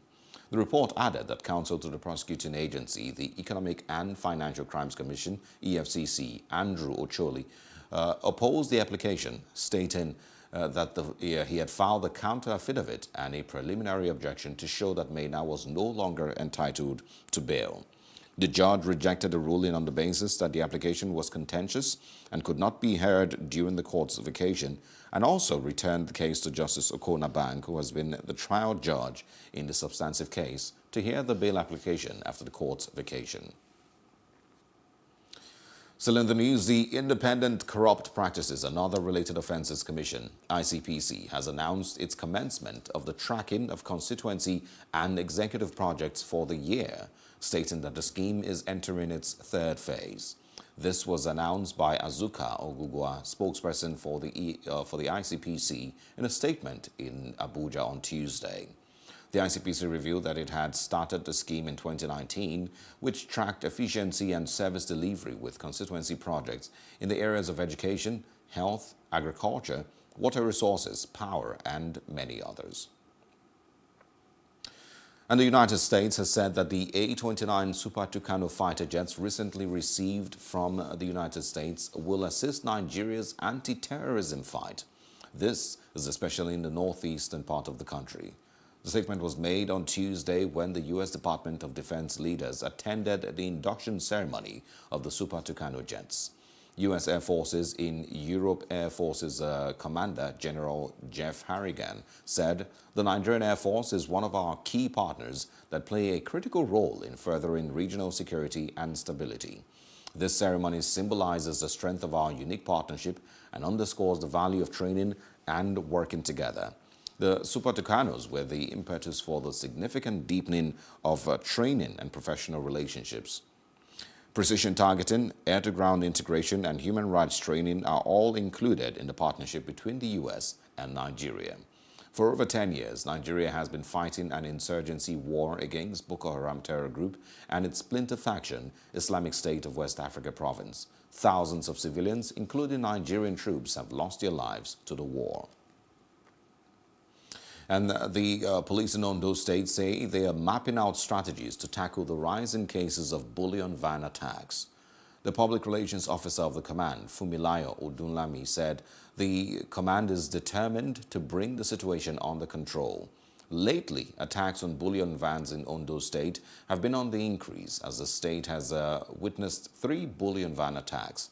The latest in these series of attacks happened in the Ore area of the state, claiming the life of a policeman and the driver of the van. The image maker of the command noted that the command, however, is strategizing to tackle the dangerous trend. Our patrol, we have intense patrol, visibility policing, even on the highway. Commuters can testify. For each, like 2 to 3 kilometers that you move, you see our men on the highway. Then all criminal hideouts, suspected hideouts, we continue with raiding, incessant trading lately now, all because of this. And aside from that, we've been able to talk to people more, do more of community policing. Also in the news, ahead of the November 6th governorship election in Anambra State, President Muhammadu Buhari has received the APC candidate, Senator Andy Uba. The president said he is anxious for the party's success in the election. President Buhari met Uba on Tuesday at the presidential villa in Abuja, along with APC caretaker and convention planning committee and governor of Yobe State, Mai Mala Buni. 5 other governors were also present at the meeting. Briefing reporters after the meeting, Senator Uba said he was surprised at the endorsement of President Muhammadu Buhari. Uba noted that the president had said he had been looking forward to seeing him as the party's candidate and would closely monitor the situation with the hope that Anambra would be an APC state. He said there have been meetings between the Uba family and the Imo State Governor, Hope Uzodimma, to strengthen and straighten grey areas. And of course, still talking Anambra State, PDP stalwarts on Tuesday flagged off electronic membership registration in Anambra, and they vowed to work for its candidate, Valentine Ozigbo's victory. Led by the Edo State Governor, Godwin Obaseki, the PDP leaders assured that the party structure would work tirelessly to ensure the emergence of Ozigbo as the next governor of the state. They said the party chose Anambra State as its first state to launch it due to the November 6th governorship poll. Obaseki stated that the leadership of the party across the 326 electoral wards would drive the registration among the populace, hopefully to leave their past behind and forge ahead by working in unity and harmony to deliver Anambra to the PDP. And the acting national chairman of the People's Democratic Party, Yemi Akinwumi, has led a delegation of party leaders to visit ex-President Goodluck Jonathan in his Abuja residence. Those on Akinwumi's delegation were Daisy Akinton, former caretaker secretary of the PDP in Southwest and secretary of the ex-official forum, and also a member of the National Executive Committee, Helen Taiwo. Although the 3-member team met with former president behind closed doors, It was gathered that the visit was designed to acquaint Jonathan with current happenings within the party and seek his advice on how best to find an amicable solution to the crisis. You're still watching News Brief on Plus TV Africa. And also in the news, the House of Representatives Committee on Public Accounts partnered with the Office of the Accountant General of the Federation and the Lagos Mainland District of the Institute of Chartered Accountants of Nigeria to organize a workshop on the Auditor General's queries and the ABC of responses. The workshop was meant to officials of government ministries, departments and agencies, as Plus TV Africa's correspondent Destiny Momo reports. We do not understand. In an audit, queries address issues where the Auditor General needs further clarifications to erase doubts and address disagreements. The queries may also be the questions asked by the Auditor General during an investigation to gather information to conclude an audit. The key issues in responding to Auditor General's queries and the fundamentals of technology innovations and compliance initiatives are the major discuss in this workshop. They have nothing to do with The Auditor General audits all government spending every year by carrying out interim and annual audits, as well as ad hoc examinations when the need arises. Key members from the National Assembly and the Institute of Chartered Accountants of Nigeria speak on the need for the provision of answers to these queries. Of chief executive officers to be alive to their responsibilities in terms of rendition of audited accounts to the Auditor General for the Federation for his comments and subsequent report, which is expected to be laid before the floor of the House and of the Senate. What it's meant, this workshop is meant to do is to look at the work of the auditor and the audit query holistically. Audit queries is a phenomenon in the Nigerian environment, so to say, in the sense that every now and then the Auditor General for the Federation encounters issues, sometimes unexplainable issues. Delegates speak on the plans for their respective organizations after this workshop.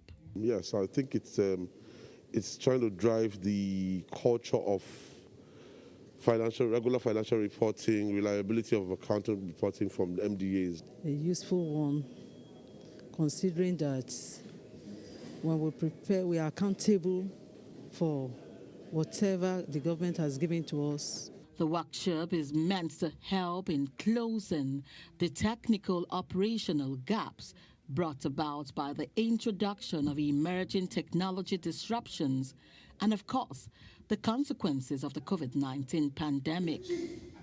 Destiny Momo for Plus TV Africa. Still in the news, irregular migration is growing at an alarming rate, STAT says. This feeds the twin dangers of slavery and human trafficking, especially of young people in search of a better life. Plus TV Africa's Jacinta Obuko tells us more about the plan experts taken to curb the trend. Irregular migration and human trafficking have reached crisis proportions globally. In Nigeria, the combination of ongoing intense conflict, a large youth population, and limited economic opportunities has led to hundreds of thousands migrating the wrong way. With a decision to come up with a solution, the International Organization for Migration is hosting a town hall meeting on local opportunities as an alternative to irregular migration. We are all here as parents. We are all here as Nigerian citizens. A lot has to be done by all of us. If we must reduce the menace of human trafficking, if we must reduce the incidences of irregular migration in our society. The young people are now faced with the reality of how do I survive? And the social media is now pointing a direction to them. Look at me here, look at me here. It takes a lot to tell them not to move. The panelists stress on the factors that make young people leave their families, homes, communities, and countries. By the time you examine most of these returnees when they come back at the airport, you see that most of them have some good handwork. Most of them have their ONDs, most of them have their HNDs, even their degrees. So I think it's more of peer pressure. We have this family pressure, like every house must have a representative or somebody that travels. And if you do not travel, it becomes a stigma like, Usawesi has traveled, brought container last 2 months. You are here, you are eating my food. You better go outside and go and look. You sure don't even come out. One of the panelists believes the grass is not greener out there, while urging people to travel the right way. Don't let anybody deceive us that you will go to America today and buy a car in the next 6 months. It is not possible. The thrust here is a call on the government, policymakers, stakeholders, and youths to help reshape policies towards addressing and curbing irregular migration. Jacinta Obiuku for Plus TV Africa. And now to stories in other parts of Africa. It's the first ever International Day for People of African Descent. The UN said that this day is a celebration of the enormous contributions of people of African descent to every field of human endeavor. Speaking to reporters today in New York, UN spokesperson Stephen Dujarric read a message from the Secretary General. The message is saying that the International Day is a long overdue recognition of the profound injustices and systemic discrimination that people of African descent have endured for centuries and continue to confront today. Today is the first International Day of People of African Descent. In his message, the Secretary General said that this day is a celebration of the enormous contributions of people of African descent to every field of human endeavor. He added it is also long overdue recognition of the profound injustices and systematic discrimination that people of African descent have endured for centuries and continue to confront today. 20 years after the Durban Declaration and Program of Action, the Secretary General said we're experiencing unprecedented momentum towards ending the global scourge of racism. We must not squander this opportunity. This International Day is an urgent call for action for everyone, everywhere, to commit to rooting out the evil of racism. The full message is online. Also in stories in other parts of Africa, countries neighboring Libya have wrapped up their meeting in Algeria with calls for foreign fighters and mercenaries to be pulled out from the conflict-stricken North African nation. The two-day meeting also urged Libyan parties to stick to a political roadmap that ended hostilities last year and set parliamentary and presidential elections in December. The meeting, hosted by Algeria, was attended by foreign ministers of Egypt, Tunisia, Sudan, Chad, and Niger. Those countries have for years been concerned over the chaos in Libya. The UN envoy for Libya, Jan Kubis, Arab League Secretary General Ahmed Aboul Ghaiti, and a representative of the African Union also attended the meeting.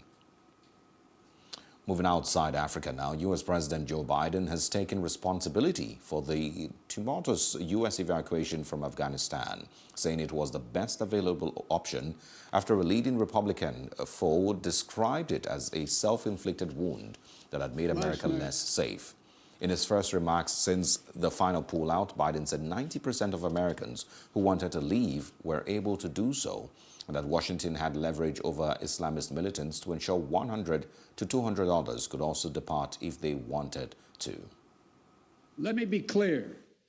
Leaving August the 31st is not due to an arbitrary deadline. It was designed to save American lives.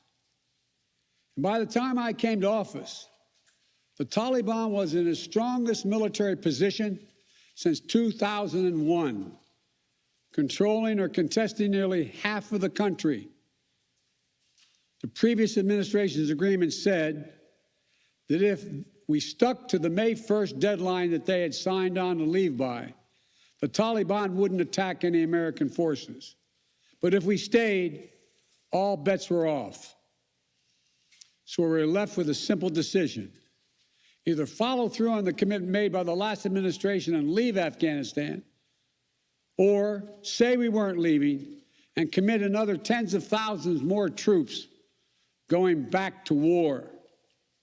That was the choice, the real choice, between leaving or escalating. I was not going to extend this forever war, and I was not extending a forever exit.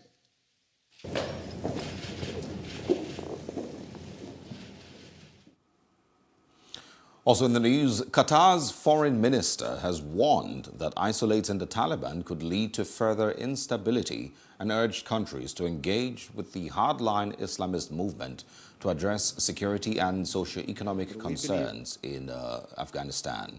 The U.S.-allied Gulf Arab state has emerged as a key interlocutor to the Taliban, having hosted the group's political office since 2013. That isolation is not an answer. Yet the recognition is still not a priority for us. So this is given our assessment that Taliban being isolated in 1996 has led us to the situation that we were in previously in Afghanistan. Yet we have seen that the engagement can give us some positive results. And also in the news, Venezuela's main opposition parties say they will participate in November's regional and local elections, a strategy reversal after boycotting previous elections they argued were not free or fair. The opposition's decision was made as a more than two-year push to oust President Nicolas Maduro through international pressure, and calls for the military to switch allegiances has failed. Opponents label Maduro as a dictator who rigged his 2018 re-election and violates human rights to quash dissent. That frustration has led many opposition politicians to clamor for Juan Guaido, an opposition leader elected in 2015 and later recognized by the United States as interim president, to change tack as U.S. sanctions add to the OPEC member economics woes. To business news now, the federal government has announced that it will set up a national housing bond to address Nigeria's housing deficit. This was announced by the Minister of Works and Housing, Babatunde Fashola, during a tour of the Federal Housing Authorities and Cosgrove's estates, stating that the project would help developers provide houses for all categories of Nigerians.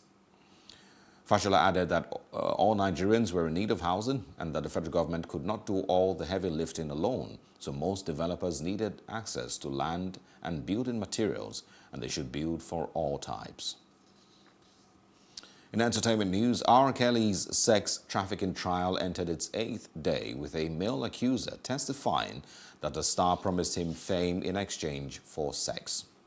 The man who testified under the pseudonym Lewis said he was a 17-year-old man when Kelly asked him what he was willing to do for music. He then described how the singer crawled towards him and performed a sex act, even though I wasn't into it, he said.